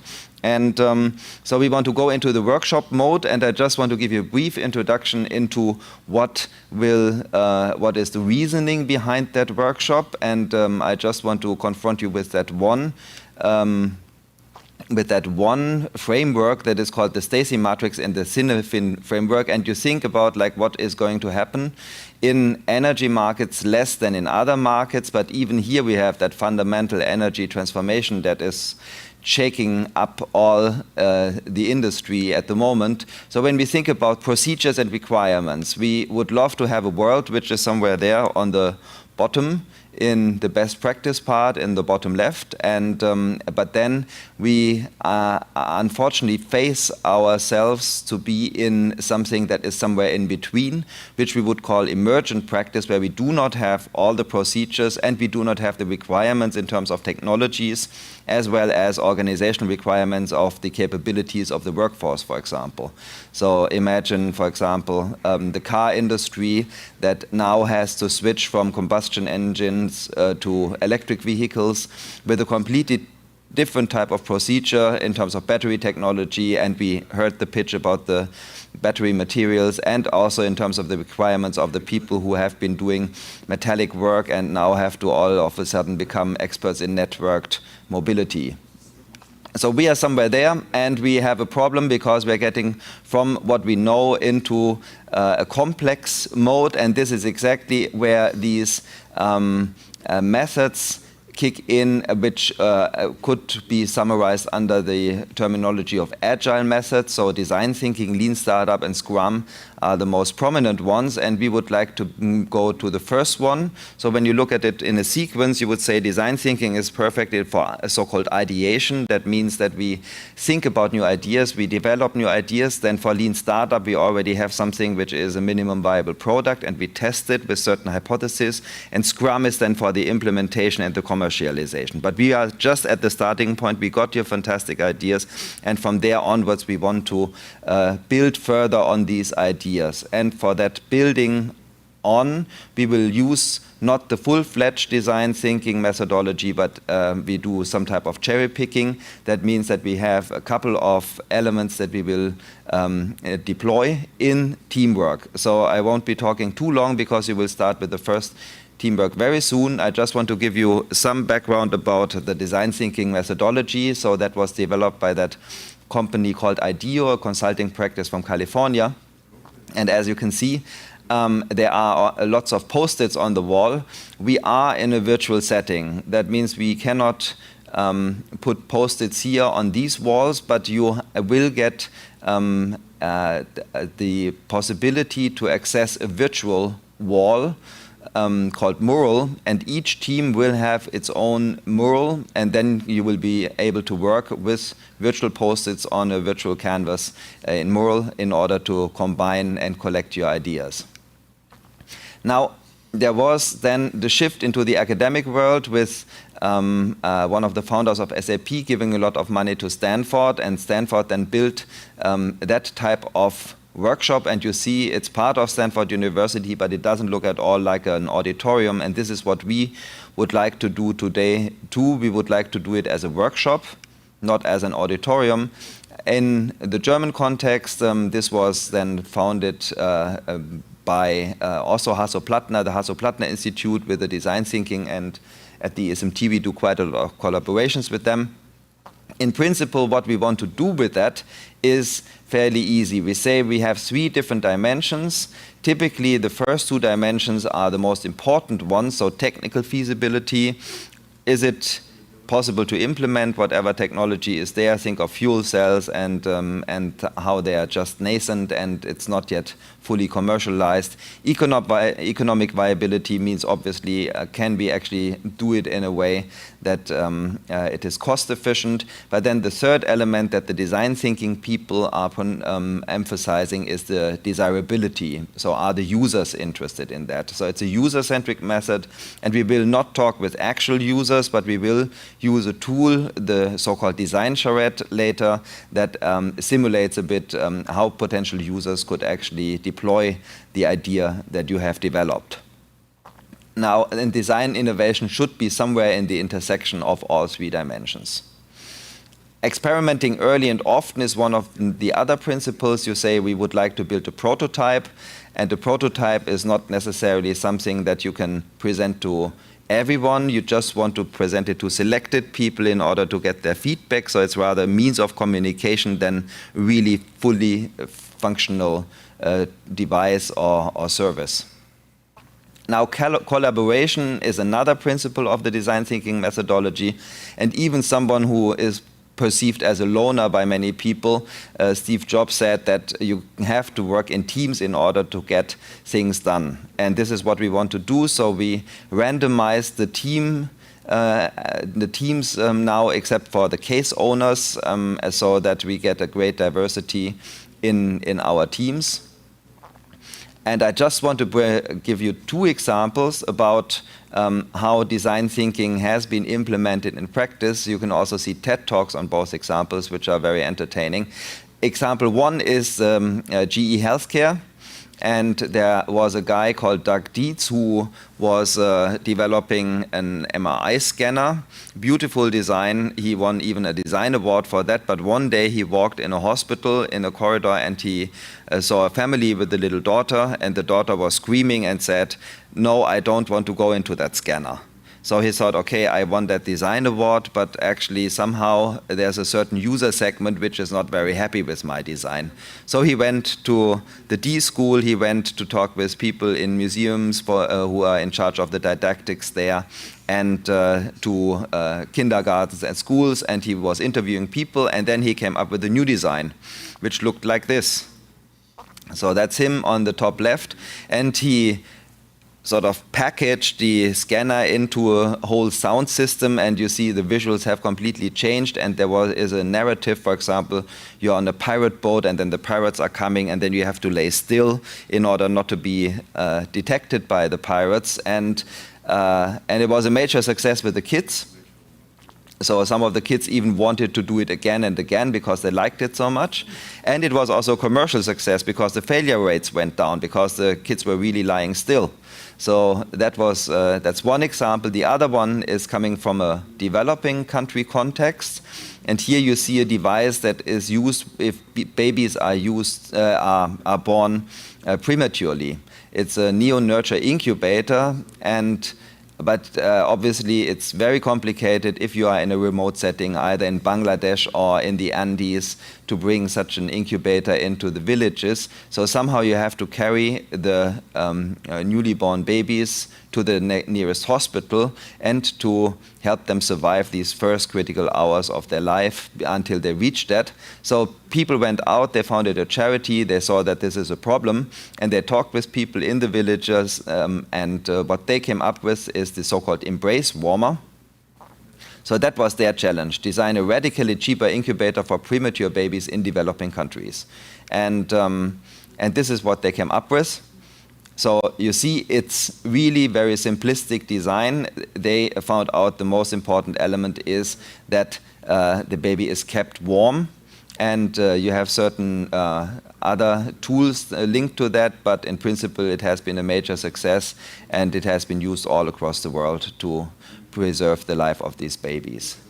So this is typical design thinking outcomes. We want to be as innovative as these two inventions are today, so hopefully we see your 5 ideas as the basis, and then towards the later part of the afternoon we have fantastic ideas that have blossomed out of it. Now, what is on the market in terms of what type of design thinking tools do you have? We are going to follow that design thinking process in 6 steps by the Stanford School, but maybe some of you have already heard about the Google Design Sprint. It's basically the same element. It's just condensed into 5 days, and each day has then a different task that you're supposed to do. IBM and IDEO obviously have all different in different ways and processes, but in principle it's always the same. The Stanford process consists of 6 steps. We are going to combine the first 2 steps, but the first 2 steps, understand and observe, are basically to get empathy, to find inspiration, and we will get the inspiration from 2 sides.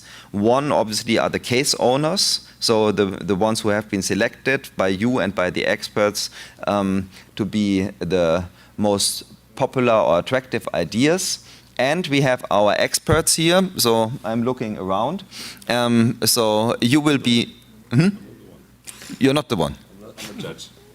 Okay. But in any case, so we have experts Anton has volunteered. So he will be allocated to one team.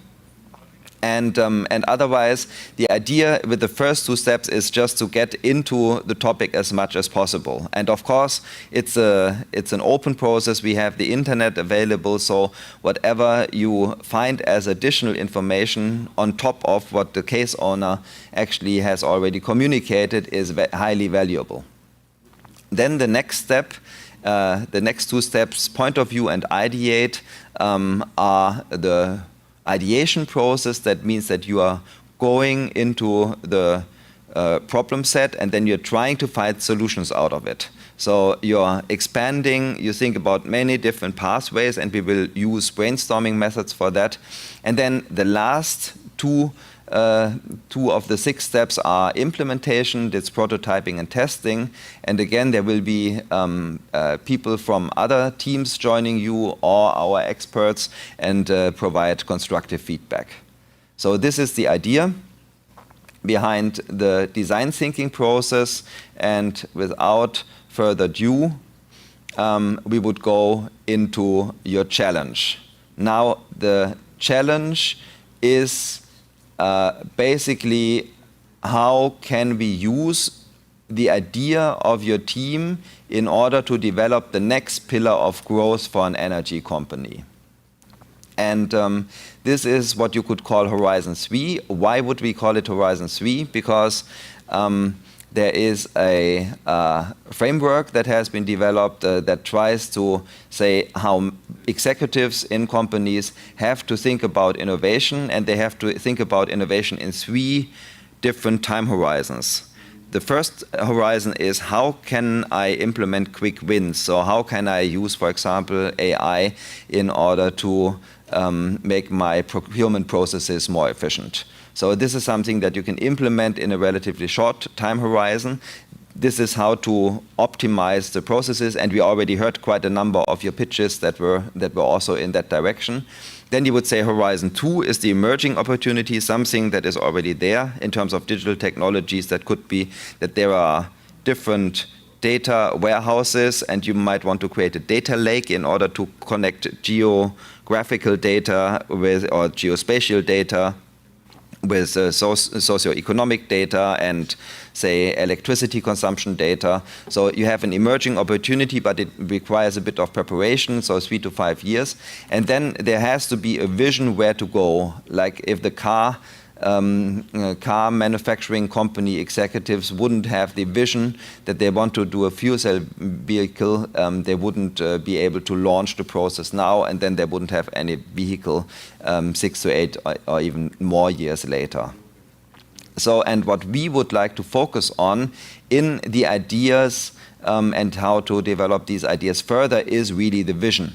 That means that we want to go into, and it could be, let it be 10 or 15 years that that are in the future. Where would you see the idea that has been presented, and all of them have been nascent ideas, emerging ideas, where could they become the next pillar of growth for a company?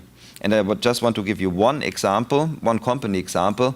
This is a German publishing company called Axel Springer. There you see the 2 most important newspapers that they're doing. It's Die Welt, which is a conservative, centrist, and Bild Zeitung, which is Germany's largest tabloid. And on the right-hand side, you see the Axel Springer headquarters in Berlin, just next to the wall. So this is an ancient picture. On the right-hand side of that building, you see the wall. So he was very much anti-communist, but had a strong sort of empathy for the poor people and so, or the sort of the working class. So he wanted to have a lot of empathy also for those people, and published then that tabloid. And at some point in time in the 90s, so he was already out of the job, but his successors realized, well, our business is going to fundamentally transform. The printing world as it exists is overrun by the internet, and the way newspapers will be read in the future will be completely different. And this is a bit what I would like you to think about when we think about the energy industry. At the moment, we are still in a very comfortable position in the energy industry, at least in most parts, but that might actually change in the future. So there will be an erosion of revenues coming in the future, like it was the same with the publishing industry. And then they thought, what can we do? And then they transformed their business. And here you see they did it with organic growth and with acquisitions, and they really transformed themselves into a platform business.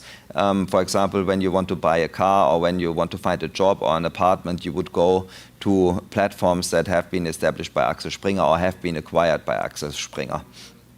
And this is a bit the same idea that I would like to have for you.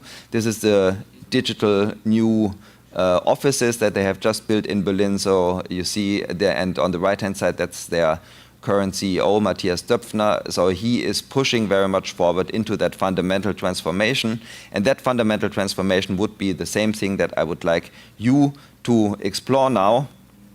And the idea is that we now go into breakout rooms and we do the first step. And the first step is to understand and observe. And for that, you have the case owner, so the person who was selected by you and the industry experts to be one of the most attractive pitches. But you also have the internet. You might have actually an expert coming to your breakout room. And so the idea would be for the next minutes first that Roman and his team bring you into breakout rooms, and then in the breakout rooms you have 20 minutes in order to find out more about the idea, be as inventive as possible, try to find out what is on there in the market. Maybe there are some competitors that have been doing the same, so get as much information as possible. Are there any questions up to now?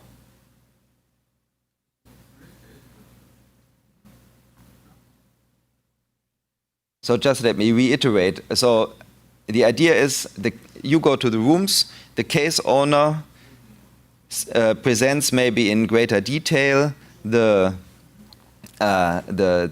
pitch and or the company or the idea, and you ask questions about the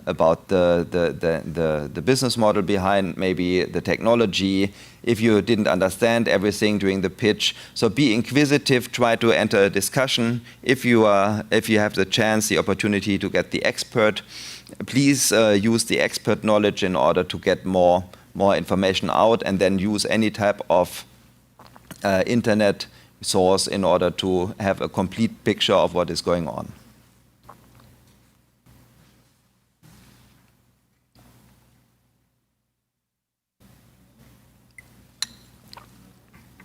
Okay, 20 minutes in the breakout rooms.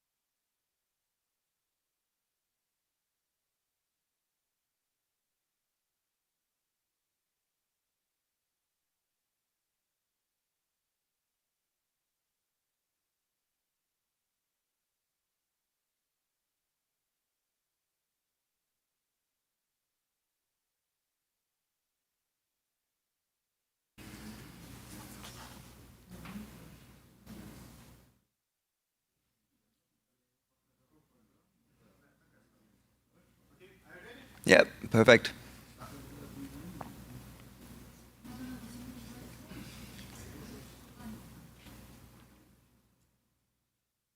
So welcome back.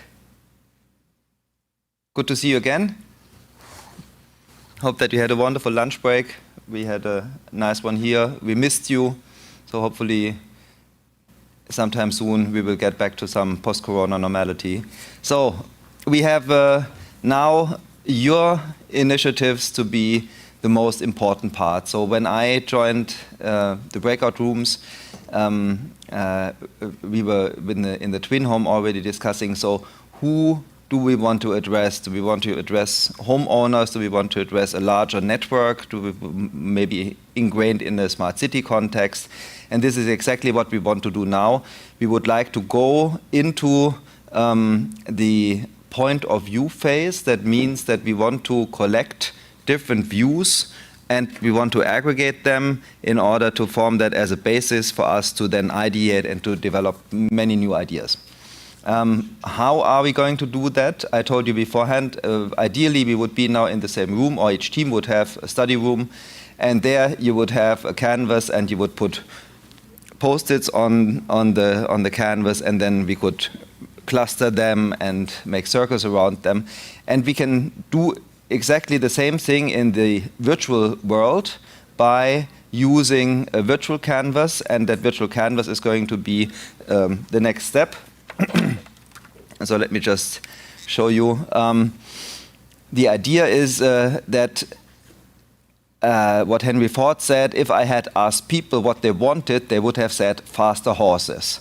So sometimes you have a user segment that doesn't even know exactly what it wants or what is the ultimate objective of doing something. So, for example, in the case of transport, faster horses is not an end, it's a means to an end, and the end is, or the objective is to getting from A to B, and then that was basically the trigger. How can we revolutionize transport? And of course, your objective should also be not only to focus on, say, the direct sort of narrow applications of the idea that you have in mind, but to broaden the context to other potential usages of your service or your product, and so to be as large as possible. And in order to do that, we will do in the first step something that I mentioned already beforehand, which is called the design charrette. And we want to do the design charrette already on our virtual canvases. So each team will get a link to a website called Mural, and it is a bit complicated to register. So you, I think, have to put your email address and so some data, but they are absolutely safe, so no worries, and you should be able to access that. Normally, after some initial problems, you should get there and be then part of a canvas. So I think, Roman, have the links been sent out? Okay, we send it when we group. When we group, okay, good. So, so I want to explain to you our first task there. It's called design charrette, and it means understand the challenge and make your assumptions transparent. So who are the potential users? This is the first column that you will see. Which problems and needs could they have? What is the second column? And then maybe you can find some underlying themes of that. Now, I want to give you an example. In the twin home case, you would think about, okay, who are the potential users? They might be households that have specific needs in terms of assisted living. There might be safety and security issues that are related to tracking what type of actions are happening in that house. So you can think about many different potential users. You might even think about the utilities, the electric utilities, capturing characteristics of the load curves of the individual households, for example. So think about, like, say, 5 different potential users who are present. And that would be the task. And what I put on each canvas looks like that. So you have potential users, you have problems and needs, and I put some post-its already there. So the idea would be that you go on the canvas. It's very simple to use. You just click on a post-it, and then you can type your stuff on it. And or if you double-click on an empty field on the canvas, you also get a post-it by itself, or you go to the left-hand side in order to you have a track-down menu where you can choose different types of post-its. I would suggest that you try to log in and do that. So we will do that in the breakout rooms, and Maria and I will be very attentive, because if you face any problems, please let us know, and then I will come into the breakout room and I will explain it to you step by step. So I would suggest try it now, and then the idea is, oh yes, okay, I forgot. So each group member has its own design charrette. So there are up to 7 design charrettes. Grab one for yourself and think about potential users first by yourself, and then you can discuss with the group about that. So, and potential users means user groups, for example, then someone who would be interested in assisted living, for example, in the twin home case. Or for the electromagnetic transport, it could be public transport organization, or some private individuals going with that. So you can think about, like, try to find as many potential user segments for your idea that you can imagine, first by yourself, and then try to combine and think about them together. Are there any questions? Yes, I have one. Yes, go ahead. We should already have the link of the canvas, because I don't see nothing. No, not yet. So Roman and his team, they are going to open the breakout rooms, and then they're going to send you the link, so that it doesn't get confusing which group is going to take which link. I think that's, yeah? Okay, I have another question. You mentioned that we should contact you if there are some problems, or we don't know what to do, or if we need help. Should we do it in a Telegram group, or how can we contact you? Because when we are in the breakout rooms, we are not here in the main. No, Roman, can the participants go from the breakout room back to the plenary and return? No. They can't. Okay, then maybe you send a message. You can open for students move to our group if is that no problem for you? No problem for me, of course. So the idea would be, if there's any problem whatsoever, just come back into the plenary. I'll be waiting here, and then we can discuss that either in the plenary or I come with you in the group. Okay. Yeah? Good. So try and play around with Mural in the first instance to see how it works. So I put a number of things, but you'll see once that you are inside that there's the design charrette. And first individually think about who could be the user segments, and then combine what you have been thinking of. One more question. Yes. What was the right column? You have potential users, problems and needs, and what are the underlying themes? So something that you don't want to have the faster horse, you want to get from A to B. So what is the ultimate purpose of a twin home? What is the ultimate purpose of an electromagnetic transport vehicle?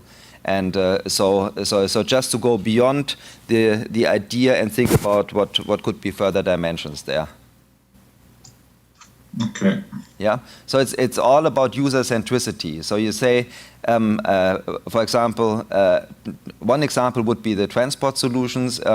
So people don't want to own a car any longer, especially in your generation. You just want to get from A to B when it is convenient for you, but then you want to get rid of the status symbol of a vehicle because it is of no use if you're living in an urban city center and you always have to find parking lots. So the idea is, so what the underlying need is, okay, I want to do the shopping, or I want to visit my relatives from time to time. It's not that I want to own the car. And ideally, just as a final remark, you would say we should do that ideally with user interviews, but since we are restricted to our virtual rooms, we have to think about what could they think, and so you have to project on them, obviously, what your thoughts are, what these user groups might want to have. Any other questions or remarks?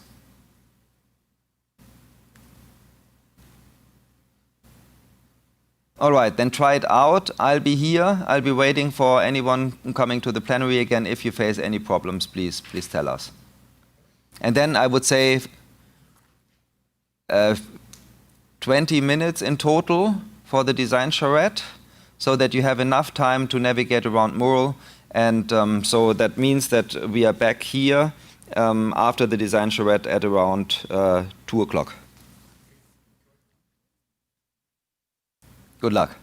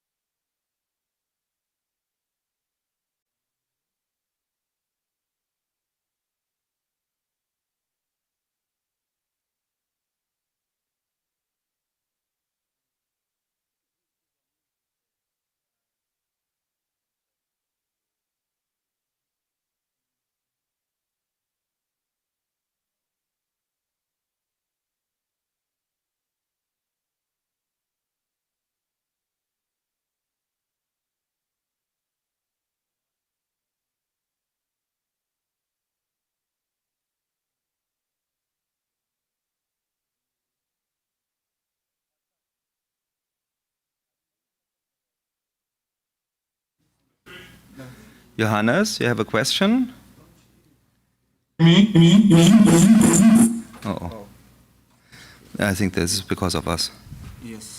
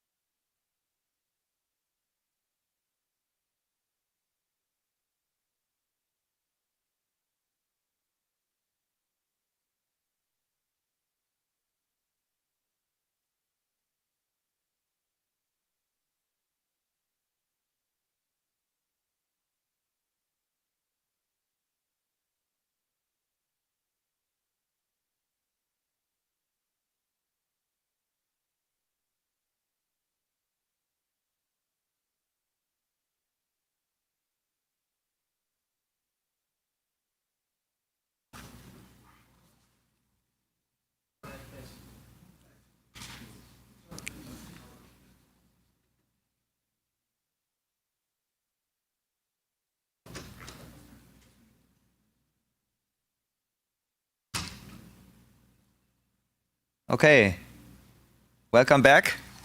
Great to see you again. I have you all under close observation because on my computer I see what you were doing in the different murals, and it's fantastic. So you got into the mural and you were collaborating. I know that it takes some time to get used to it in the beginning, but it's a very simple and effective tool just to get together in that virtual space. Obviously, you're missing certain types of interaction, but at least you can work jointly on some project with that tool.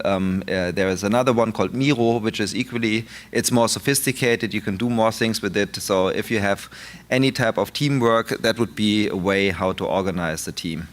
Now let me get back to the presentation, and we have skipped a couple of steps in the first phases, but because I told you we do a bit of cherry picking with the design thinking process, that we say we are now having a certain user groups or potential customer groups identified.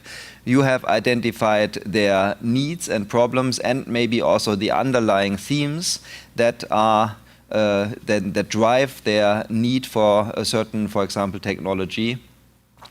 And now the idea is that we use that, and that serve two purposes. The first one was obviously to get familiar with the topic, but also to form some type of convergence within your team about like that everyone understands more or less the same issue at hand, and is so that you're discussing about the same technology in the same wording, so that you are all on the same track. And now it's the time to expand even further. So here you looked at different customer segments, and now the idea is that we generate as many ideas as possible. And so in principle,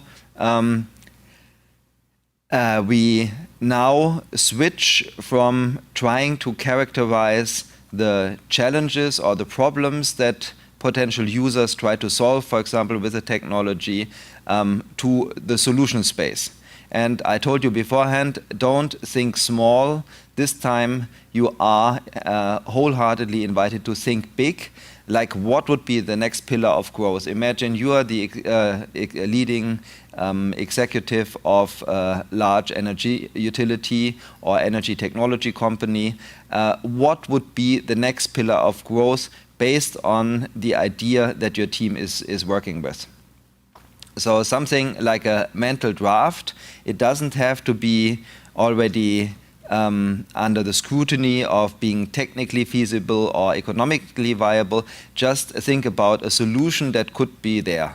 And to quote this guy here, Mr. Pauling, the best way to have a good idea is to have a lot of ideas. That means that we would like to use ideation not to create that single best one, but we want to have an umbrella of ideas what you could potentially do. And that relates somewhat to the very first graph that I showed you in the beginning, which was about that sort of space in which we have to deal with complexity and the processes where we say we are moving into the VUCA world, volatile, uncertain, complex, and ambiguous. That means that we have to use ideation, experimentation, and prototyping in order to test what are good ideas and what are not good ideas. But in order to do that, we need many good ideas. And it's a very simple sort of finding that you say, no, it's not really that there are any bad ideas at all. It's just that these bad ideas might actually lead you to the good ideas sooner or later.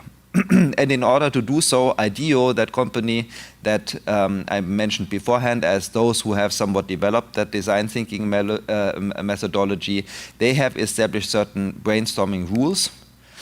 So if you can, and I know in the virtual sphere it's more difficult, but you can, for example, you have a functionality in Mural that you can import images. The easiest way is just you copy something somewhere and then you paste it directly into the mural board. You also can go to the left side.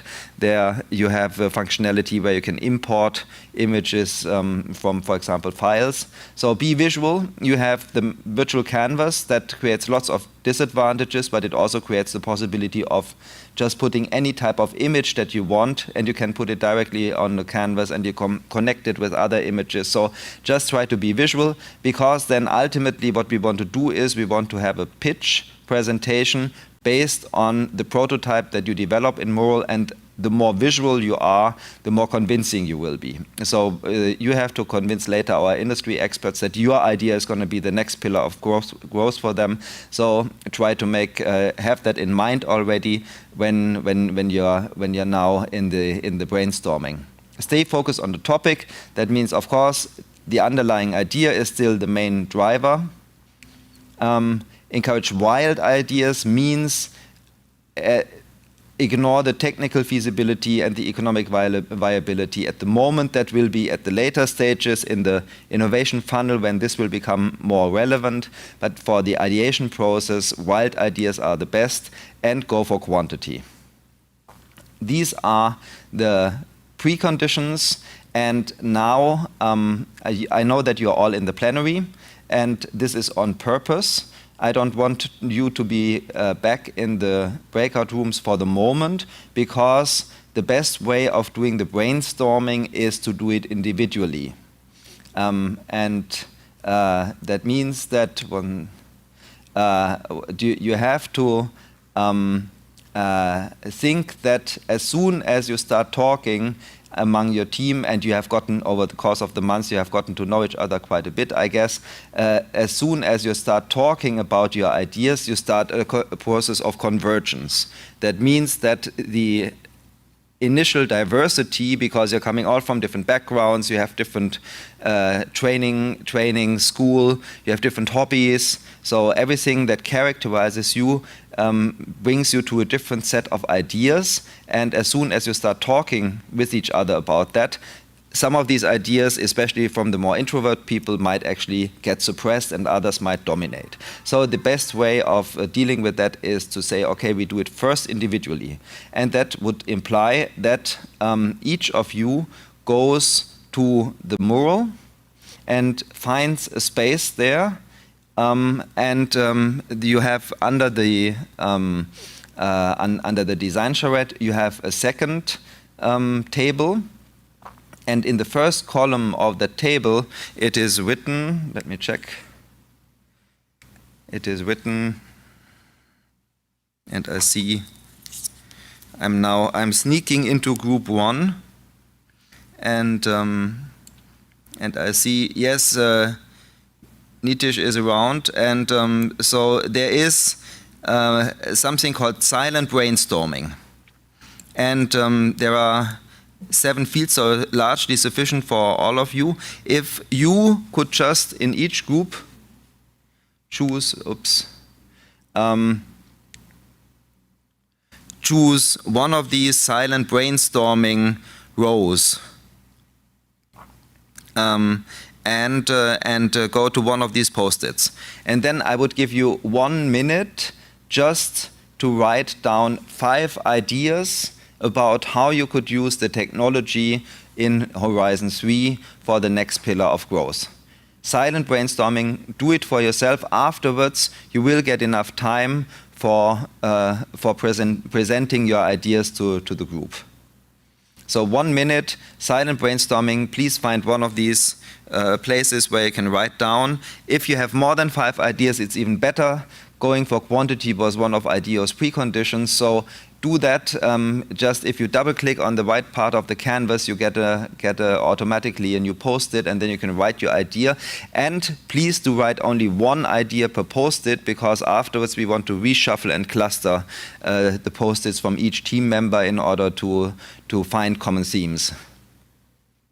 Any questions up to here? Yeah, actually I have one. Go ahead.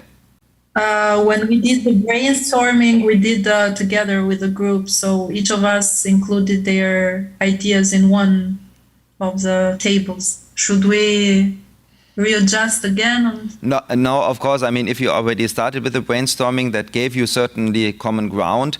But now, since everyone has that basis, I told you, I mean, you are under heavy pressure. You are the future executives of that energy company. So you think about, okay, beyond what we have been thinking of, what would be the next steps then in the future? So try to go now into the horizon 2030. What could we actually do with that? And then do it individual, please. So, and then you can come back again. Okay. Yeah? So I give you 1 minute, and then just try to write down 5 ideas, and then we do brainstorming with constraints.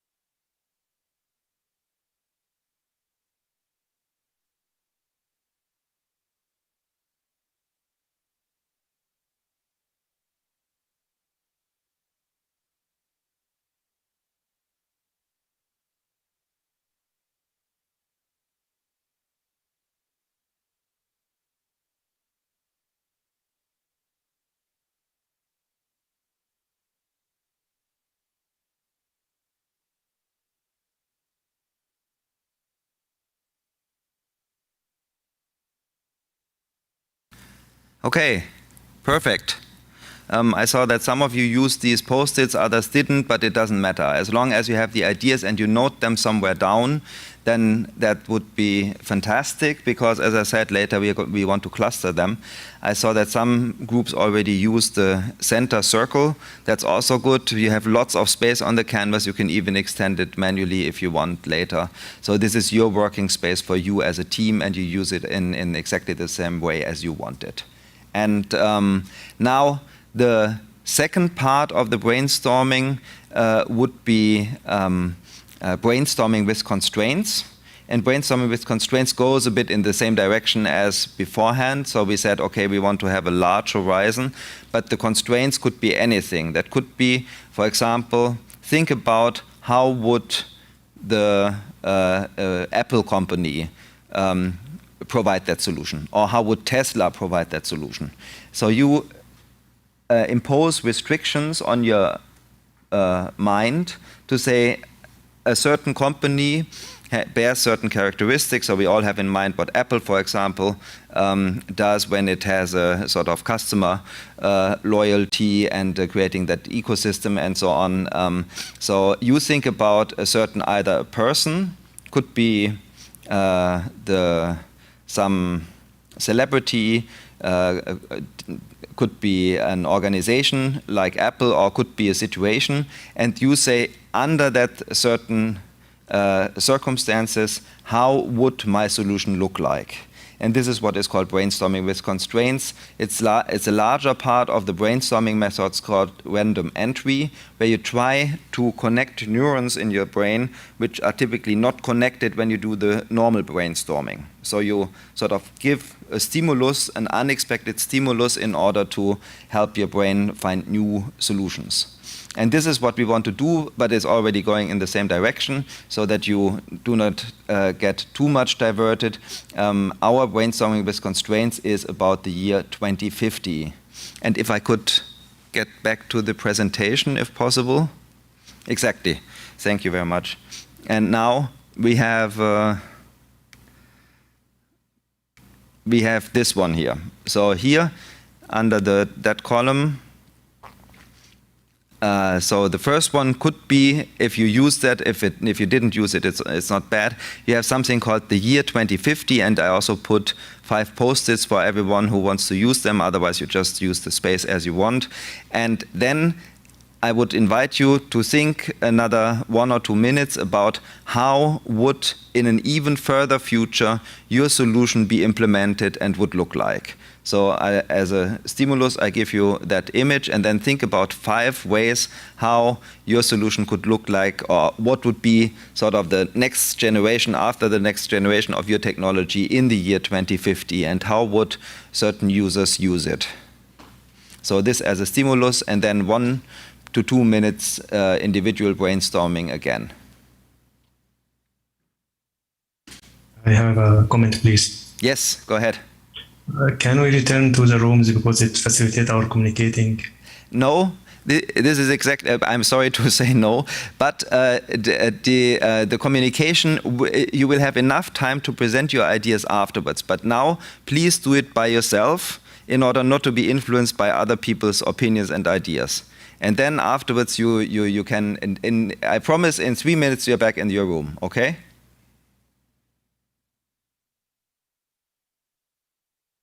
So just do it for yourself for the moment.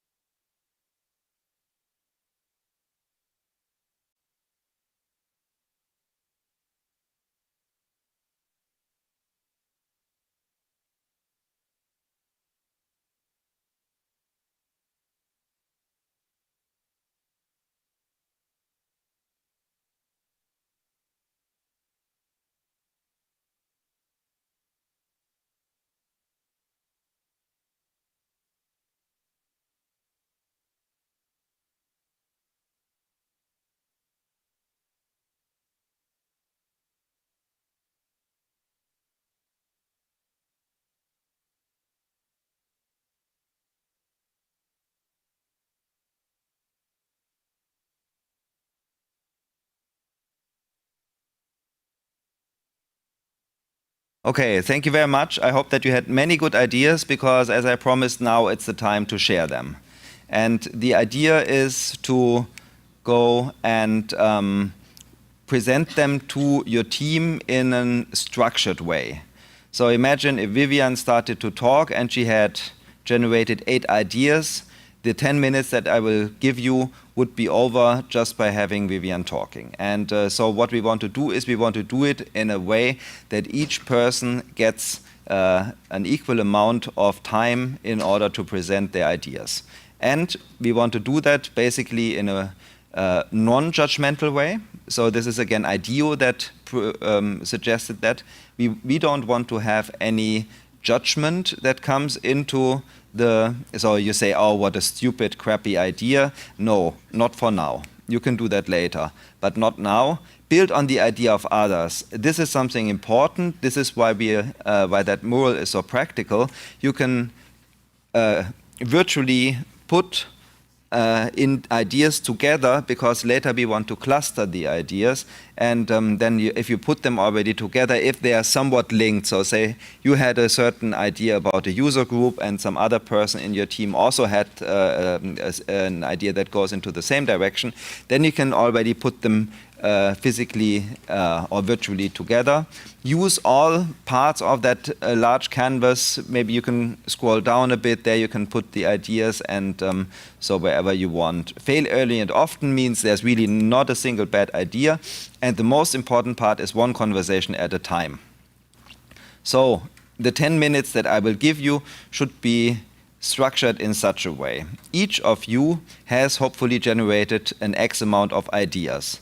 Out of these ideas, choose the very best one, the one where you think this is going to change the entire world.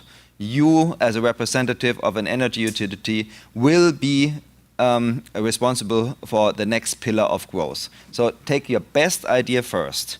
And then what you do is you present your idea to the team.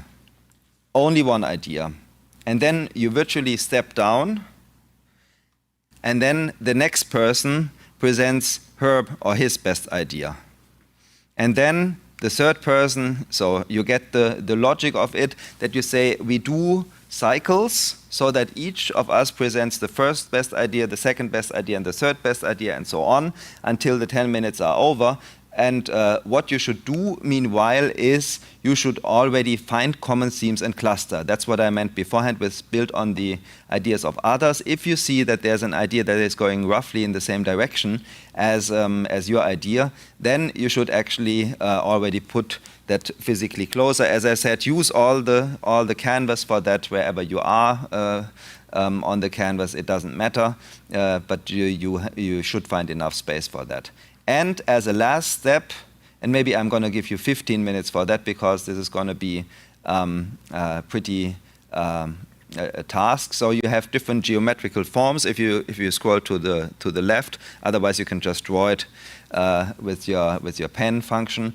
But the idea is, okay, you find common themes, you cluster them. Say it's for the twin home, it's the assisted living part, it's the cybersecurity part, or whatever. You can also say it's more the emotional side, it's more the technical side. Whatever type of clusters make sense for you and your ideas, just put them, and then ideally also put names for them, so that you know, okay, this is my technology cluster, this is my cultural or society cluster, and so on. So this is the task for you. For the next 10 minutes, first do an X amount of rounds, each of your team just presenting the best idea, then the second best idea. Then step number 2 is cluster them if you haven't done so beforehand.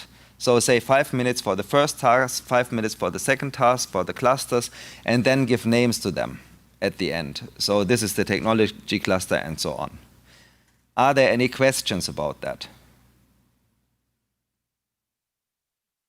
Will we return to the rooms now? Yes, exactly. Finally, you are allowed to return to the rooms, and please share all your fantastic thoughts with the team. And I wish you good luck. And we have 15 minutes. That means we reconvene at 2:45 St. Petersburg time. Sorry, I have a question also. Yeah, of course, go ahead. after 10 minutes, we should resolve all in one cluster or 2 or 3 clusters, like as a group collaboration, or each one should still have its own ideas? No. Now it's really the joint effort. So that means you present, and then the next person in your team presents, and maybe these ideas are somewhat linked to each other, so you can already pack them into one cluster. So try to merge as much as possible, but you have an infinite amount of clusters that you want and can do, but something that makes sense. So yeah, but when we come back, we are going to be with a joint product, right? No. Good that you ask. Perfect, exactly. So what are we going to do with the clusters then? Then the next step, just to tell you, will be voting. So each of you then has 3 dots and says, okay, and the voting is just like stating, making your preferences transparent in the group. And then after the voting, you will start with the prototyping. So the clusters help you to guide, to say, okay, we might have a direction of technology, or we might have a direction of more, entertainment part for the twin home or whatnot.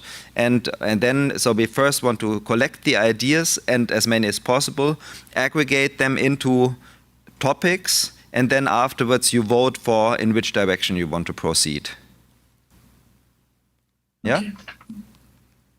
Any other questions?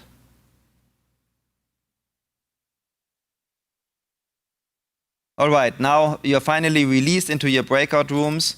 Good luck. Think of it, after one person has presented, let the next person present and go in cycles. And see you back in 15 minutes.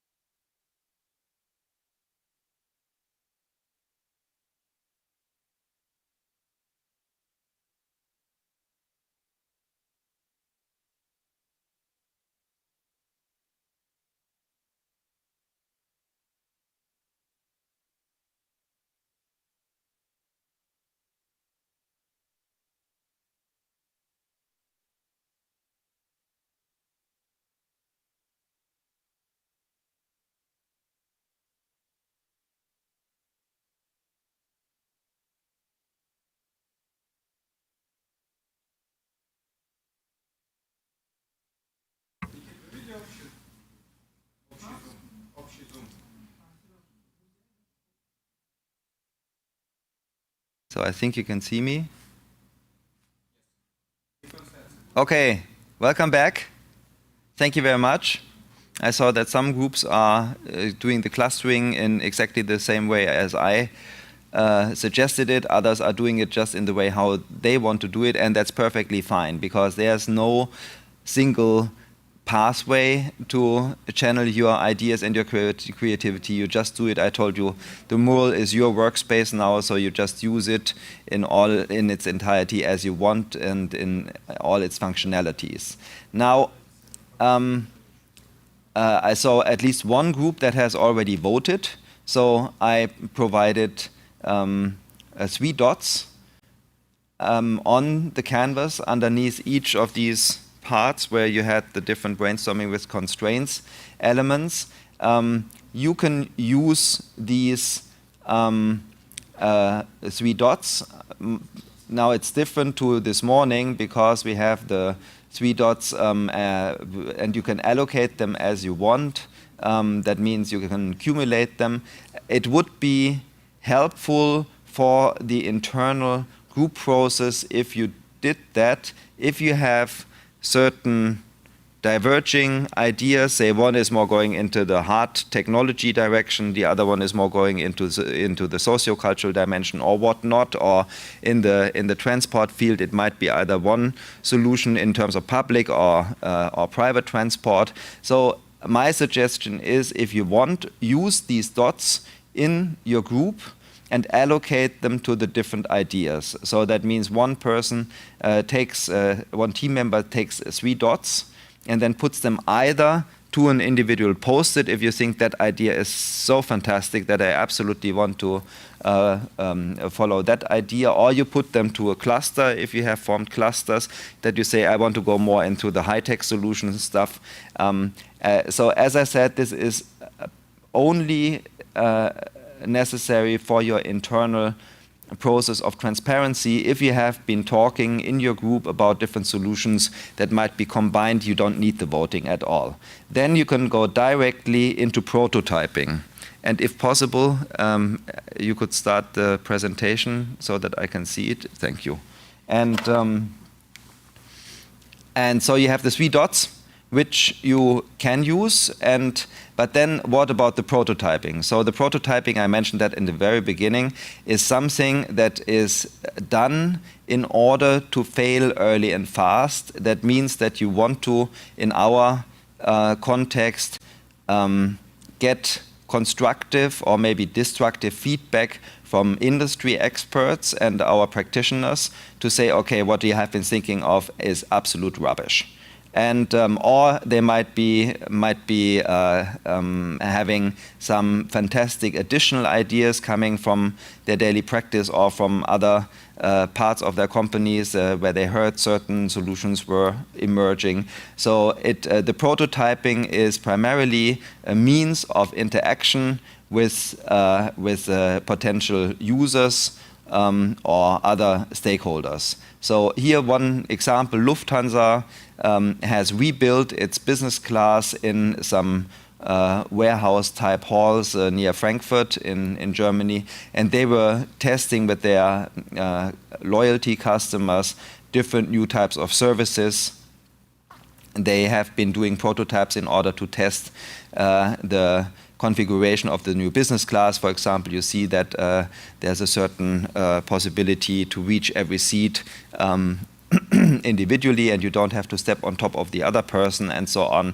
So, or you can have a single space, or you can have a shared space if you're traveling with your working companion, and then you can put slides in between. So prototypes can be extremely sophisticated as these, but they can be also extremely simple. So the first prototype should be made quickly, cheaply, and roughly. Now, if we were in a 3-dimensional setting and we would all gather here in St. Petersburg, I would have brought you lots of materials, paper, pen, but also 3-dimensional egg cartons, for example, Duplo and Lego, and you would physically build your prototype. That is fun, but obviously it also requires lots of interaction. So now we are in the virtual world. In the virtual world, you can do that on your virtual canvas. If you want, on the right side of your mural, there is already some frame that I put there to give you some guidance about the prototype, but that frame is just arbitrary. You make a prototype in a way that that you feel comfortable with it. In principle, they should support the communication with your customers, with your users, or in our case, with the experts. So you could do digital mock-ups, and that's most likely what you're going to do. You could show a conceptual trajectory. You could do a model, so you could build things also using images from the internet. You can also do, and this is possible in the virtual space, a role play, that you do not necessarily rely on something visual, but you say we want to just show in a communication, in a verbal way, what we think about. So you can do combination of everything. In principle, everything is possible. And then afterwards we will go into testing, and look at my watch. Now it's 5 to 3 St. Petersburg time. I would give you 20 minutes to develop a prototype. Meaning, first step is, if you want, you decide in a group consensus, you want to vote, you want to show the preferences. If you think it's not necessary, everyone steps into the same direction, you have one single idea in mind, then it's not necessary, then you skip that part, and then you go into prototyping. That means you just build something on your canvas that you then can use as a means of communication with an tester who is going to be sent into your group at 3:30. So that means that now you have 20 minutes until 3:15. Then there will be a break. That break is a bit fake, because if you want, you will stay in the breakout rooms. If you want to continue working on the mural until 3:30, of course you can. Otherwise, grab a tea, coffee, go outside and get some fresh air. So you do what you want until 3:30. At 3:30, I would like to ask you to be as punctual as you typically are, but now even more punctual, because we will have a range of celebrity guests with us. That means that our testers will be present, and in addition to those who have been here, like Gregory and Anton this morning, there will be a couple of more. And after a short introduction to testing, they will then come into your teams. And I will talk about the different roles. No, I think I should talk about that. Can I get back into my presentation so that I already show you what I have in mind later, so that you are well prepared and I don't have to talk too much when they're arriving? I know that you're seeing the yes, thank you. So for the testing, so this is our last step, but I want to tell it to you right now so that you can prepare for that. You test with your team, obviously. You can test with users, or you can test with stakeholders and managers. And this is our case. So we have these experts who might actually be crucial in promoting your idea within the company on the higher hierarchical levels. What we want to do is we want to create a structured user or tester experience. And I'm going to repeat that with the testers afterwards, but just to show you what we need. In each team, you should assign a host. And the host is the person who takes charge in welcoming the tester in your team, making her or him comfortable. Say, hello, it's great that you're here. We are very eager to hear your opinion. And so please let me introduce to, and then you sort of step by step guide the host in your prototype in the different elements that you have been putting there. So you are the one who is the main person of contact and communication with the tester. And then we have the other groups, which are the observers. So obviously observers can also support the host in talking about the prototype, but observers, you also have an additional role, which is to note down what the hosts, what the testers have been saying, and for that, just below the prototype frame that I put on your canvas, you find this element. That's a typical design thinking tool that is called the feedback capture grid. And it has 4 quadrants. I already put a couple of post-its there. So observers, please do not get distracted by what your industry expert is saying, nor what the host is saying. Please also use that feedback capture grid actively and use the post-its on the top left for things that the users liked most. So something that was really great. Then probably the top right quadrant is the most important one, things that could be improved. So any type of criticism. Then bottom you see things that the users didn't understand, so what should be different. And then the bottom right quadrant, new ideas to consider. So if there's something else, please do it in group work. Write down the ideas because you will later use them. That will be the last stage before the pitches in the refinement. So everything that is noted down is way more likely to get implemented afterwards. Any questions up to here? So don't do that now. Obviously, this is just your tasks, voting if you want, prototyping, and then assign the role of the host to one person in your team so that it's clear when the tester comes in, then you will have one person who is going to welcome him and there won't be any confusion. Any questions up to here?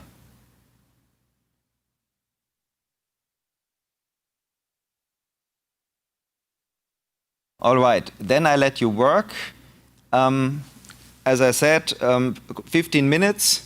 Then if you want, take a break. If you want to continue, you have time until 3:30. At 3:30, we reconvene. Pavel is going to introduce all our industry experts and special celebrity guests, and then they will be sent, either 1 or 2 persons in each team, and will give you constructive feedback. All right, see you then.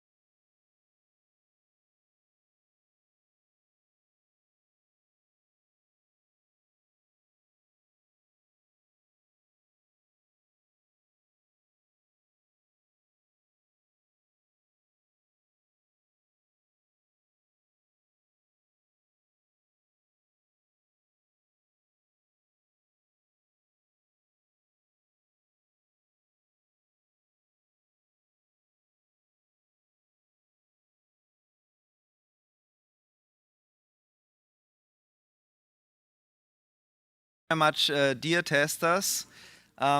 You have been awaited with high expectations about your roles and responsibilities. So I want to raise that expectation bar very high, because our students have been working frenetically on prototypes. So just to tell you a bit the process from before, we had a marketplace of ideas. They and industry experts then selected the best ideas, and we formed 5 different groups. And each group has been working on an idea, expanded it into the future. The idea behind it is what could be future pillars of growth for an energy technology or energy industry, a company or a utility. So where will our direction go with regards to digital technologies and their implementation in the future? That is their objective. They have been developing prototypes on a virtual canvas called Mural, and they have been very creative in doing that. So each group will then go into that mural and will present it to you, and there will be a host who will welcome you and will guide you through the process. The others will be observers and will take notes. So your responsibility is high and big, because you have to at the same time provide constructive feedback while not completely destroying their ideas and visions. We told them that they can be a bit fantastic, so it doesn't have to comply with all technical restrictions and commercial constraints that you might face in day-to-day practice. It's really about the next pillar of growth. So listen to what they tell you, provide constructive feedback. If you have any good ideas how you could complement their prototype and their model, then please tell them so that they can integrate it. Then so we will do that over roughly 25 minutes until 4. And then they will have time to integrate your constructive criticism or your new ideas into a refinement period. And after that, roughly at 4:15, they will then present the final pitches to you as an expert jury, which means that you will then be the ones who will be voting first individually, and then based on that individual vote in a consensus together with your colleagues who are on site to say which are the winning teams. And so that will be our process until roughly 5 o'clock. Any questions up to here? All right. Okay, I see you nodding. That's perfectly fine. So I hand over to Pavel. Pavel, are you ready?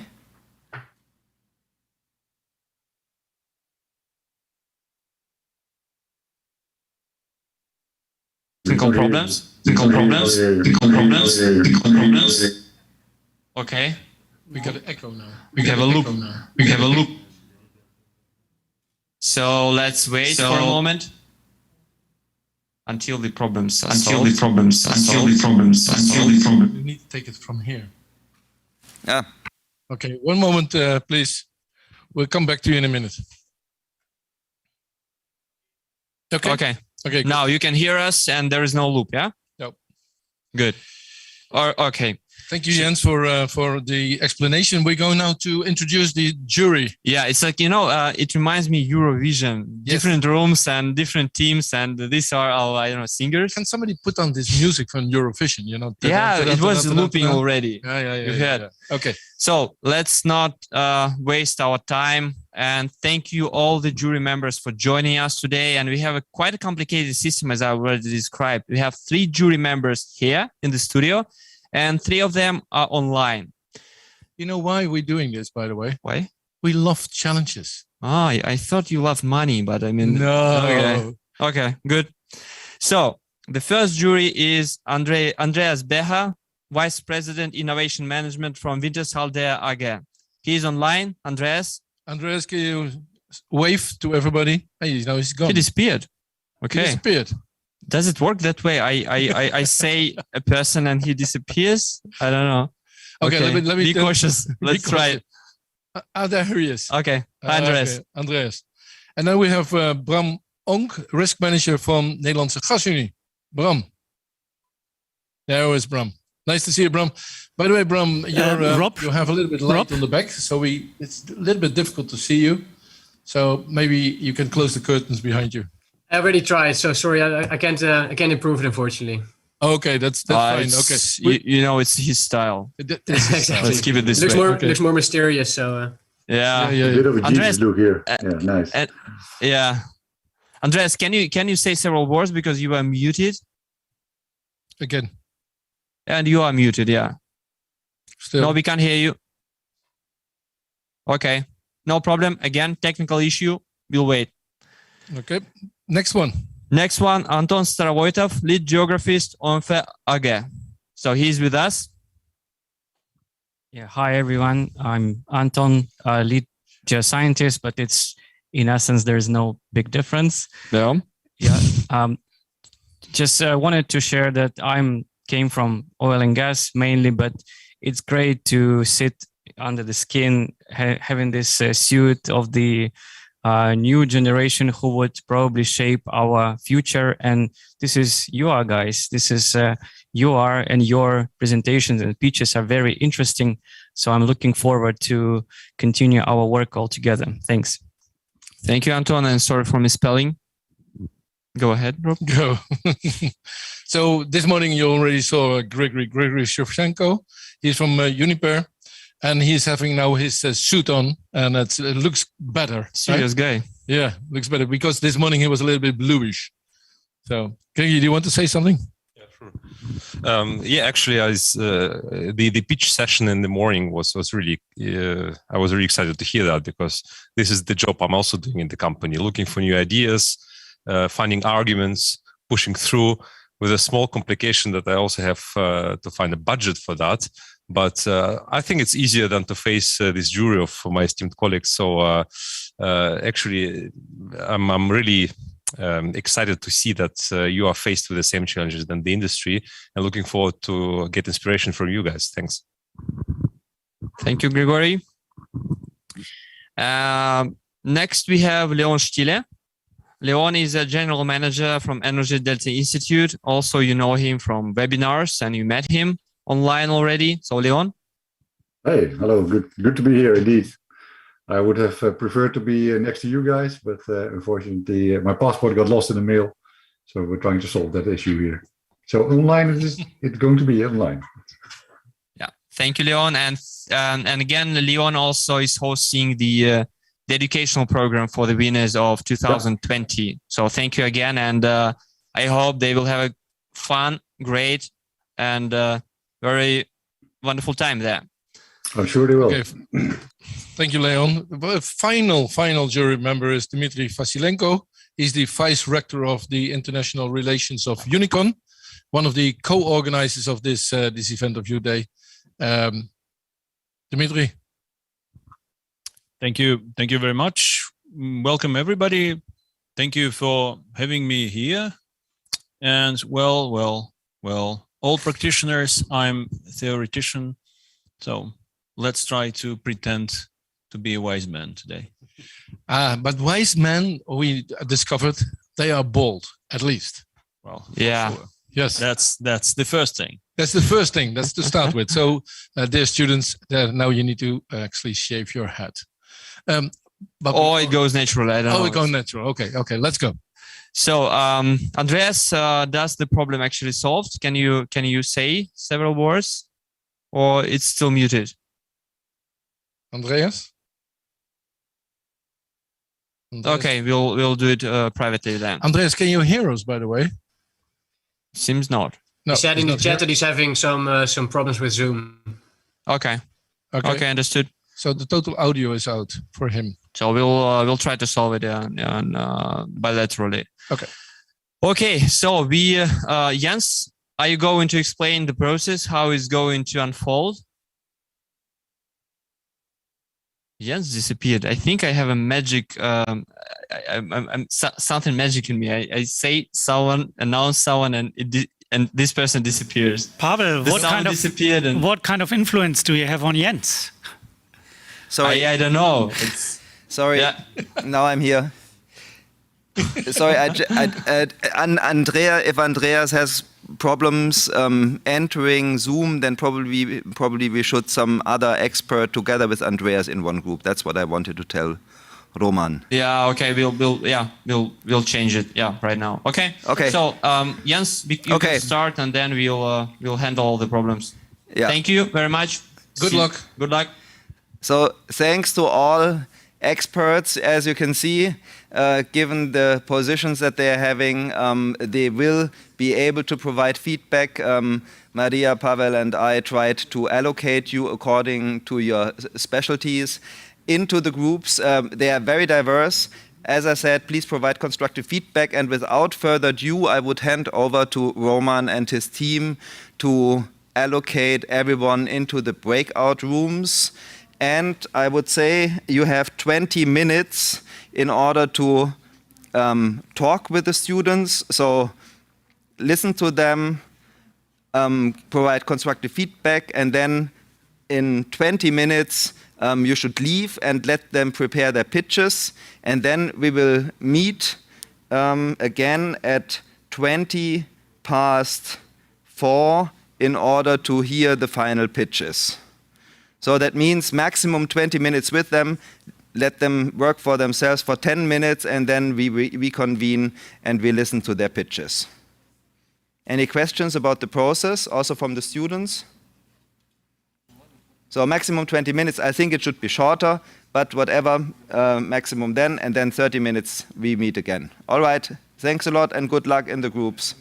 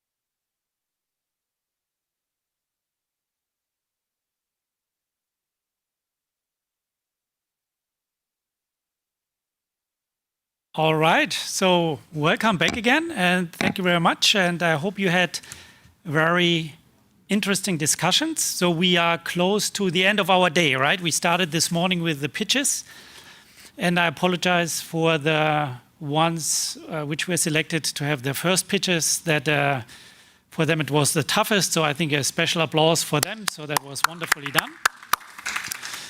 And then in between, we put you into groups, and right, you were guided through the design thinking process, at least a shortcut, via Jens, and basically you went from step to step. And right now, you already came up with a prototype. And I think one lessons learned from that whole process is how far you can get when you go step by step. Yeah, even though this is not perfect, but you go rather a far way. Now we come to the presentations, and you get now 50% more time. So instead of 2 minutes, you now have 3 minutes. And it's simply that you show your last prototype that you had developed. The jury is now changing their head. Instead of supporting you, they have now the judging head there. So we will have the 5 presentations one after another. And then you take a rest. You feel relieved after the presentations. And we gather together with the jury and trying to sort out who will have won that presentation competition. So let us start now with the first team, and I would like to ask the Twin Home team to be first. So if you could share your screen, and then you would have 3 minutes. Sure, thank you. I will start sharing my screen. Please let me know if you can, where you can see it. Can you see it right now? Not yet. Now it's there. Now it's there? Cool. Yes. Okay, so thank you. Well, this idea, as I told you in the previous presentation, it's born on 2 main problems. One is the poor energy management that we have currently in the world. Just for example, we have 35% of the energy consumed in the United States is totally wasted. And also there is a study that says that each person should reduce their impact on the environment by at least 7 tons of CO2 equivalent per year by 2050. And there are many things that we can do to achieve this. But one of them is to have a better energy management. And that's how Twin Home was developed. What's the main goal of this project? First of all, is to reduce waste of energy and CO2 footprint. And when we talk about the CO2, the footprint is the direct source of CO2 and the indirect sources of CO2 that the householder can have. Also, another goal is to connect the household to the power supply system, and also to have a user safety, like to help elderly and disabled people to have a better life in their energy management. What will be the technologies that we need? Sensors, a cloud database, machine learning, and what will be the benefits for the users? That we are going to reduce the gap between the energy demand and supply and reduce the cost for users as well. And the energy produced by the householders could also be sold to the market. And this will reduce the use of the energy and also to optimize them. And the next step, once we develop the Twin Home, is to make it like a twin city. So we're going to make a digital twin for the neighborhood, and then we're going to and yes, someone muted me. But in order how are you going to do this? Well, these are the steps that we're going to follow. First of all, to make the house a smart one, right? What we're going to use for this: motion sensors, temperature sensors, smart plugs, smart bulbs, external factors like a weather integration to get to know how the weather is going to change day by day, so we can have a better energy management. The second step will be to develop the digital twin. We will be mainly an AI algorithm. And the third step will be to collect, process, and analyze the data in order to make forecasts and predictions on how to better use the energy in our places. The fifth step will be to integrate this data with the electricity company. And the sixth step will be to translate this to a neighborhood, to a regional level. And the last step will be to make this a smart city, like where we can have digital twins for public spaces, schools and universities, hospitals, commercial buildings, and also to integrate renewables to the market. About risk, we have cyber attacks, legislations, but the decision is that we're going to use blockchain and also to implement a pilot project in a region where the data sharing will not be a problem. So yeah, basically this is the project. I want to thank you to my team for all their ideas. And thank you very much. Thumbs up here. That was very well done and straight on the spot. May I ask, I don't know, in between one hears some sound. So if you're not presenting, it would be nice if you could mute yourself. I don't know whether this is the reason or not, but simply as an idea. Let us continue now to the next team. And I thought let's have now presenting the machine learning for battery innovation. If you could share your screen and then we listen to your pitch presentation. Yeah, it's my screen.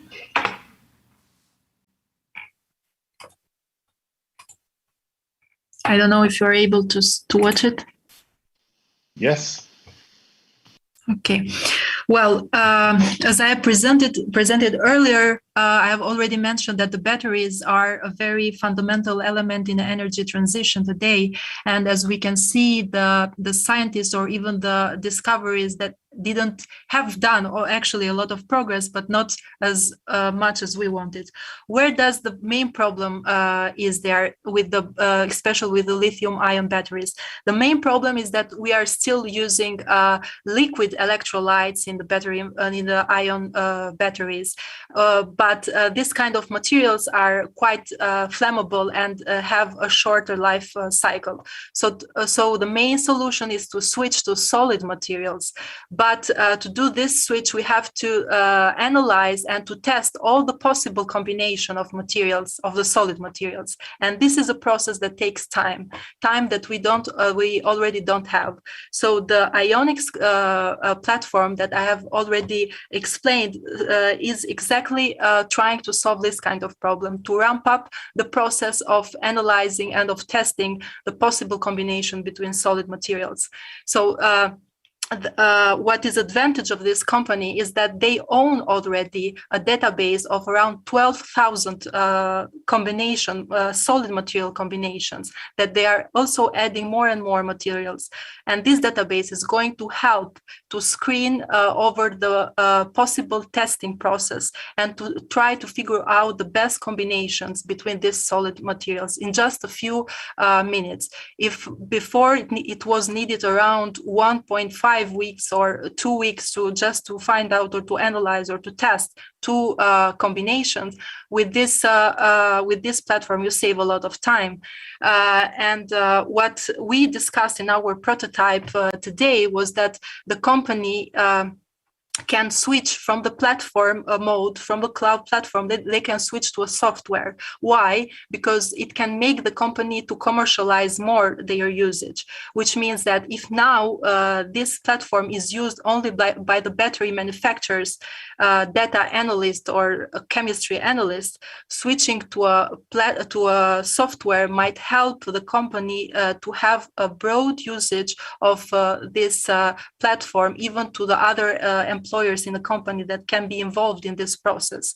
And another step that we also discussed in our prototype was that what is going to be the vision of the company in 2050. The vision is that we want to expand more, not only in the batteries, but also in other material informatics field, in advanced materials or in electronics, or even in wind and solar materials. I mean, solar cells or even wind turbines, about the materials that are used in this kind of elements. Thank you very much. Okay, thank you. Thanks a lot for this interesting presentation. Let's continue now and move to the team which had smart home energy management system.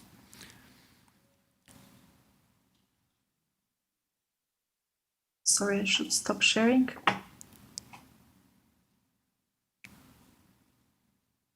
Do you mean like Sun Urban? Yes. Okay, perfect. Give me 1 second. Okay, shall I start? Thanks to my team to giving me a lot of new inspiration and some new ideas. Like sometimes it's important to have a different point of view onto the whole perspective. Like the key idea was to connect a battery management system with an AI and connect that directly to the exchange. So there is an autonomous trading for private households, or better say for the owners of electronic vehicles. But it became pretty clear that we should not only look on the private household and the private consumers, because especially in the energy sector, large utilities or large B2B business model is more interesting, because there you have economies of scale and you can save way more energy and have way more effect. So therefore, we we expand and transform this idea to the petrol or charging station of the future. And how will that look like? Like when I can zoom in here, what is in this picture? In the future, you will see a price for the moment when you charge, how much it will cost. Therefore, we can maybe even set an incentive to push some demand into the right moment. So we had the idea to have this little app as before, but this should really analyze the behavior of every consumer or the mobility profile of everybody. So you can put in some settings and say you want, for example, the lowest cost option to go from one space to another. So therefore, we kind of maybe become competitor of Google Maps or something like that. And it is a platform. It's a module platform, and we can expand it from one technology to another field with different kind of markets. We have the B2B market where utilities can transform, and they give the risk to the end customers, and the cost of hedging nowadays is quite expensive. But when you're able with a flexible tariff to hand that over to somebody else, there is a big attraction to these companies or the operators of charging and petrol station. Other options, like think of rentals or car pool shares, they have lots of cars just standing around. So when you use the technology for all these rental cars, this is time and it's costly for them just standing it around. We generate extra income from these cars just standing around and giving even them another opportunity to optimize their whole fleet. So I believe it, and I think there is the future. We can use it in a very diverse spectrum. Thanks a lot, and I think I'm done with my time. Thank you very much. That was straight on the spot for shedding light on your ideas on this platform model. Let's continue with the Hover Smart Transportation, please.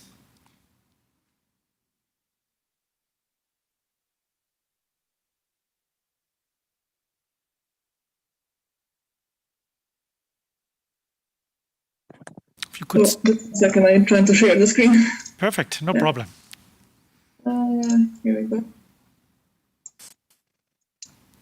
It's okay. I can start, right? Yeah, go ahead. Okay. We have focused basically on the hovering vehicles they are kind of like the future of the transportation. For the most part, I have focused on the transportation sector because it emits a lot of CO2, and as we can see, it is the biggest problem on the health of the people, on the health of the environment, and globally. So basically, but the point of this is the problem is that we are trying to reduce the point is that we're trying to reduce the CO2 emissions. We were also seeking for a solution that will be an efficient replacement for the planes. Well, not a replacement, but more efficient way of traveling, or more or less with less polluting and less emissions, and which will be as equally as fast as traveling. So there were already conducted the experiments that on the maglev train, which can travel up to 500 to 600 kilometers per hour. And also we were seeking for a way to connect the whole, if not the whole, like if not only the Europe, but the whole world with this maglev train. For example, on this side, this is the beginning of the project. This, like up to 2030, we were seeking to connect the whole Europe. And hopefully, optimistically, like we were planning on connecting basically the whole world with the one standardized solution for traveling.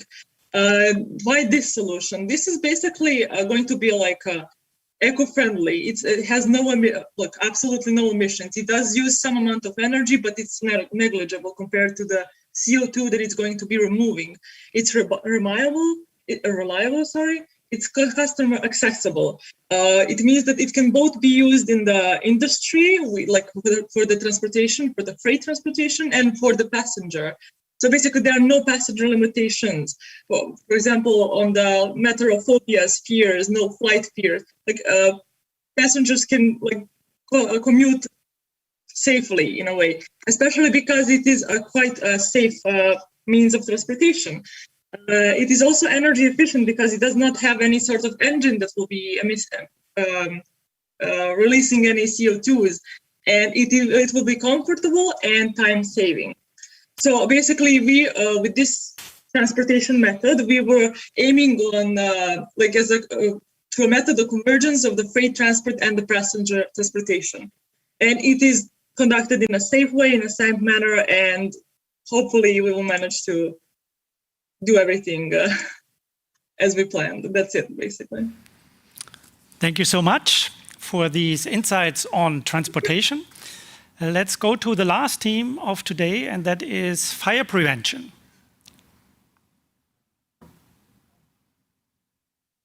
Yes, this is ours. I share my screen. Yeah, just 1 second, I'm trying to... yeah. How do I stop it? No question. Stop share, I see it.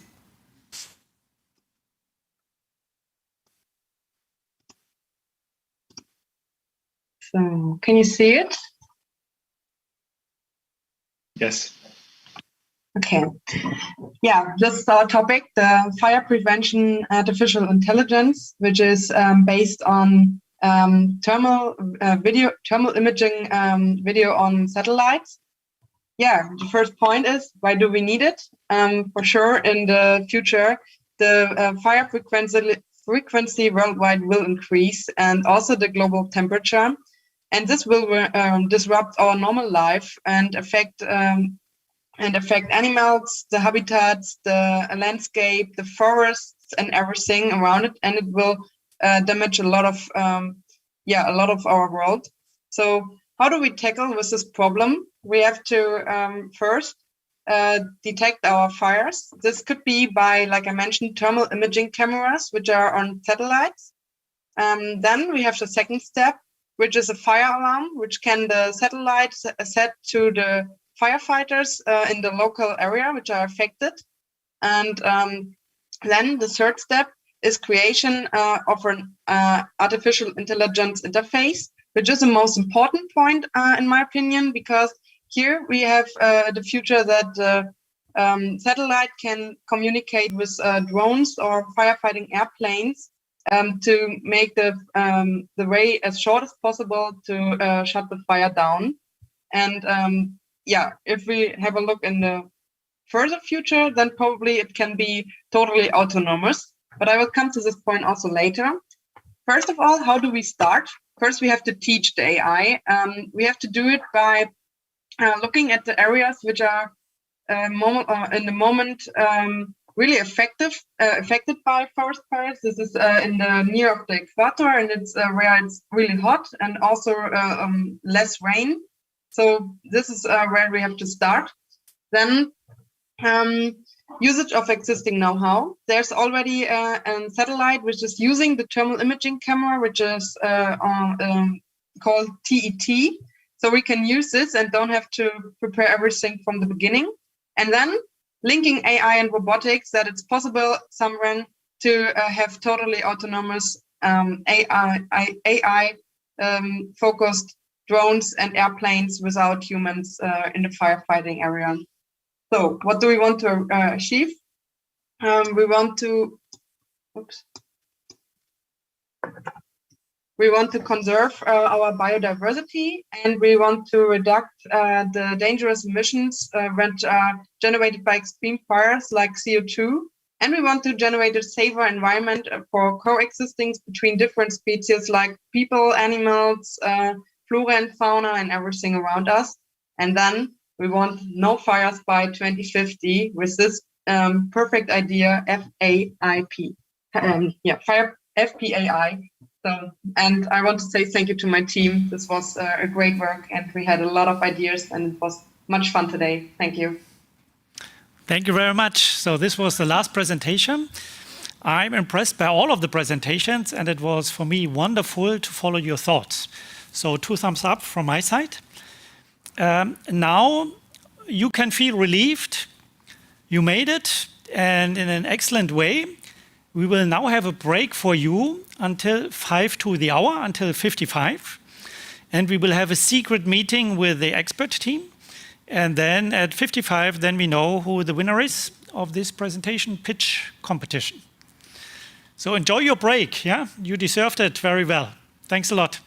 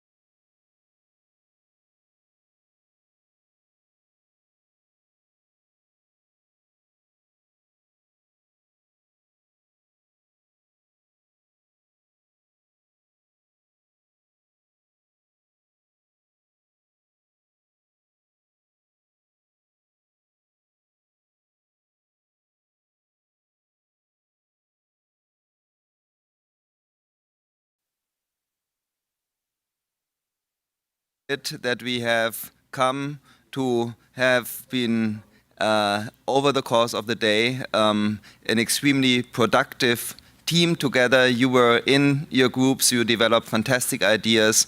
That was the culmination of a long journey. So thank you very much for all your insights.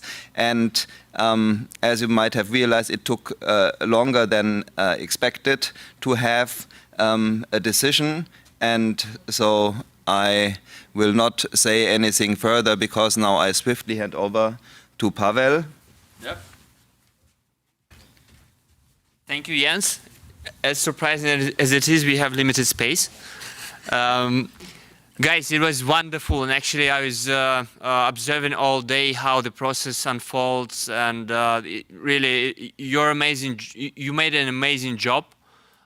So professional. The level is really high. You know, we had people coming over and saying okay like that because, you know, the level of discussions were like too high for them. Rob actually switched off after 2 minutes of your discussions, I think. And yeah, so Christoph, maybe you can say several words and then I will show some stuff. Yeah.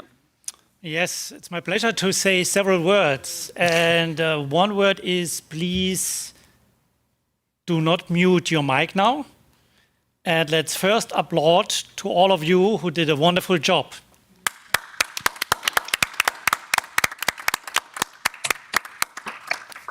And I need a second applause for all the team that was here, Roman and his whole team, who basically enabled us to run the whole show. Roman, can you come here at least so that we can see, and all the others, come on. No, yeah. Not the others. Yeah. Not the others, otherwise we don't see you anymore. So, okay, and a round of applause actually, for Roman. Yeah, and I will do this, you know, I have a camera, and yeah. Can you make it the main camera actually? Yeah. No, mine. Roma, can you help please? Roma, can you help please? Because otherwise we are dead. So the idea is that I will show you the room, the technicians and the team that brought it together. You're talking not into the microphone, or maybe. Christoph, switch off your microphone. So. Good.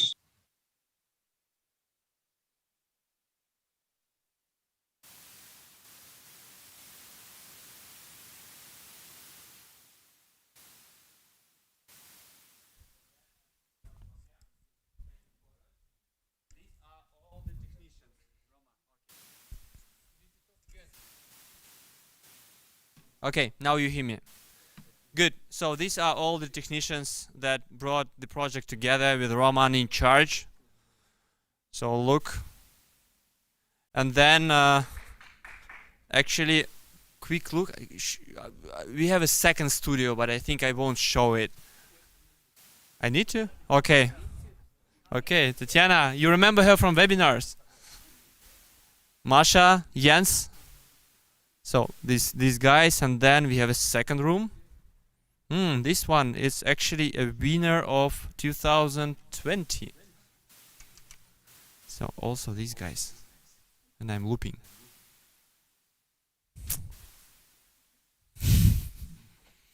So that's it. I showed you. All right, so let's have a hands of applause for everybody involved. And now I move to Rob. Not so much to add. It was a very interesting day to be here on the site to see how much work you actually did today. And I hope you had a great teamwork and remembered also the wise words about what creates successful teams.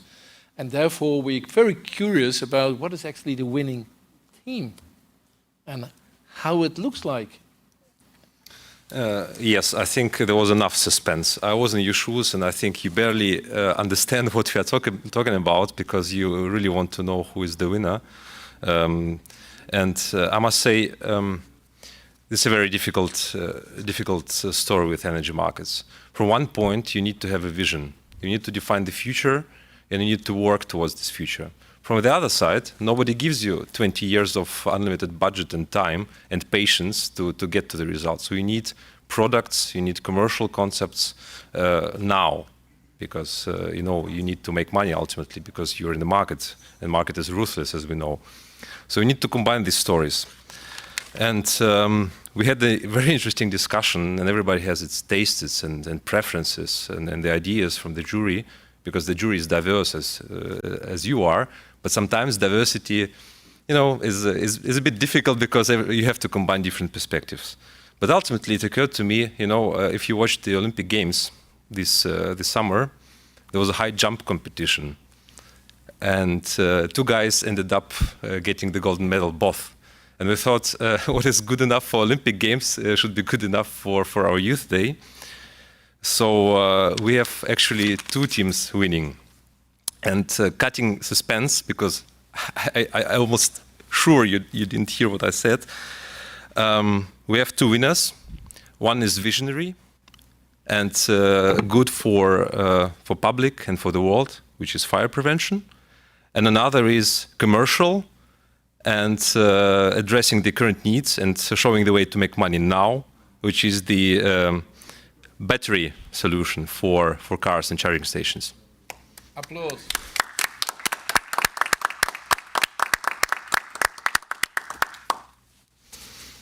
Nice job, Vivi. So guys, thank you very much. And now we are going to count your rating, your individual rating, and tomorrow we'll announce the winners of the project. Again, great job, wonderful effort that you put. I hope you had wonderful time today, because everyone here and everyone online from us enjoyed the process very much. And again, see you tomorrow. Please join a little bit beforehand, to have some time for testing and for some troubleshooting. And great job. Have a good evening. Yep. Guys, Absolutely. again. A great evening. See you tomorrow. Be on time. And party now, and work later. Actually, maybe we can ask the leaders of the teams to share some feedback, like 1 minute for each team, to say how. That's actually, let's be spontaneous a little bit. The leader of each team, please say how it was for you to work in your team, and maybe to highlight some of the best moments today. Please be very brief. Show your peers how it's done. Yeah, thank you. So first team, I see Johannes, the first in our list. So let's start with Johannes. Okay. Yeah, thank you very much. My team was very, very helpful. Like, we discussed a lot. Of course, there is a barrier when it comes to this new format, and especially when you just get introduced to such a complex topic that I brought up today. Like, I think it needed some time, but then we got a totally different perspective on the whole topic, and that helped me a lot. So yeah, I can just say thank you. It was very productive, and therefore, yeah, hope to see you in life someday. We will, for sure. Thank you, Johannes. So the next one is Vivi, yeah? Yeah, Vivi on the screen.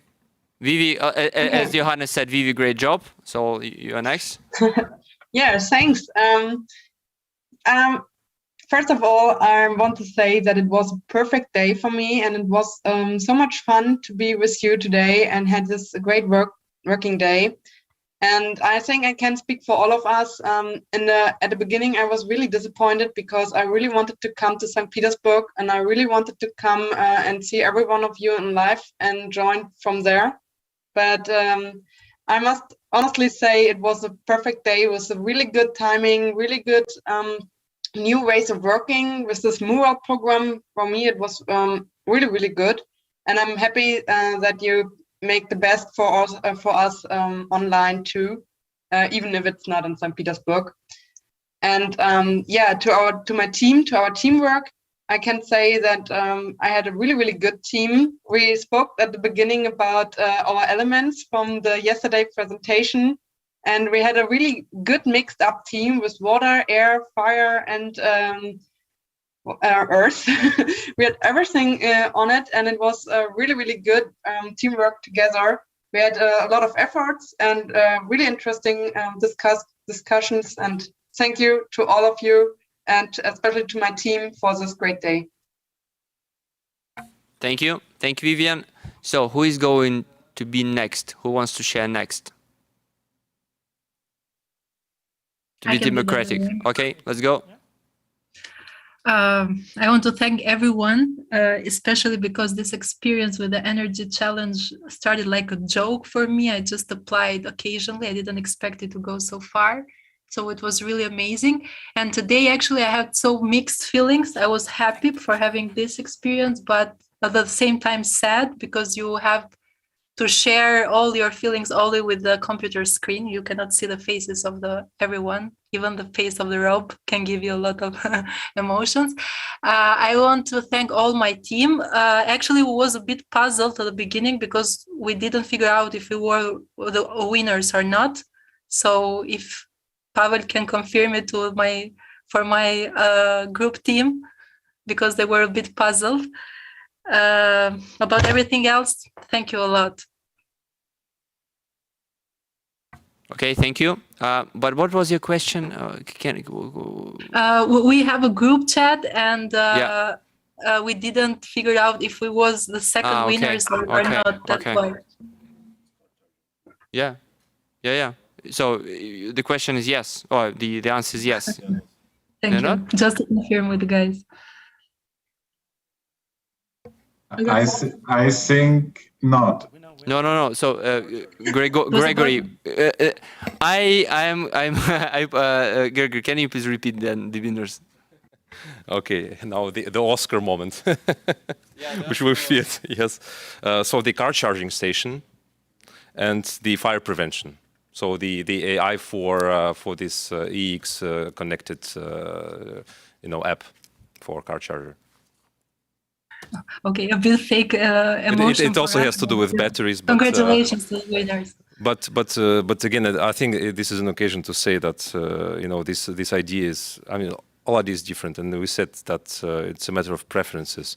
For me, everything has market chances, but sometimes you have to select one winner. We went for 2, but don't push us to go for 3, 4, and 5. Okay. Not a problem. Thank you so much. Okay, thank you. So today we had an Oscar moment. Good. So who is going next? I can go, I guess. Let's do it. So first of all, I wanted to thank my team, because I'm an air element. I love to imagine things. I am full of ideas and everything, and they kept me on track constantly. And they done a really good job and really great job. I wanted to thank the experts because I have learned quite a lot during this program. I also enrolled the program. I didn't know it was going to go this far. This is actually my first competition ever in this manner. So I'm really grateful that I had this experience and that I learned quite a bit. And I also feel regretful that we are not meeting in person, but there might be chance, who knows. Thank you. Thank you, Giovanna. Thank you. And the last one? Yeah, it's me. Well, go ahead. Thank you very much for organizing this event. Yeah, I had a wonderful experience, and I want to congratulate to my team, to Anna, Elizabeth, Ryan, and Mehdi. We had a good synergy, and we developed a great project, I guess. I also want to thank all the experts for their advice. They were valuable, and yeah, I found this experience really nice because I had to develop new skills, like to work in a team online with the different backgrounds, and the diversity that one of the experts mentioned was really important. So thank you again, and hopefully we'll see each other in person in the future. Well, thank you so much for for your final comment. I think we had all the groups said something in the feedback, correct? So one more time, I would like to say thank you to all. It was a real pleasure for today, and tomorrow actually is going to be even a more exciting day, because then we're going to meet a lot of the executives of different companies. So at the real highest level, we'll have a chance to chat with them. What we need to do? Oh, Grigori needs to come. I thought I need to come. So we have a chance tomorrow having a chat with them. We're going to do polling with them, and they will give comments to it. So please also understand that you can address questions to the most senior level in these organizations. Finally, I'd like to say thank you so much for Christoph and Jens for today. They led an extremely good competition game actually for today. So thank you so much. And actually, guys, let's applaud for these two. Well done. And then finally, I'd like to thank all the jury members and actually the experts. The jury members and experts did a great job. And it's indeed a pity, like Vivian already said, it's indeed a pity that we couldn't see each other for today. I'm very happy that I can see these guys next to me. Otherwise, you feel so lonely behind your screen. So next time we will hopefully meet in live. A business game without social intervention is actually a nice game, but you need to have social interaction. So guys, enjoy the evening, enjoy the drinks, not too much, be fresh tomorrow. We'll see each other at 2:45 Moscow time. So see you tomorrow, guys. Thank you. Bye. Bye. Thanks, goodbye. Bye, see you. Goodbye, everybody. Bye. Bye, Johannes. Thank you, goodbye. Bye-bye. Bye. Have a good one. Same. So guys.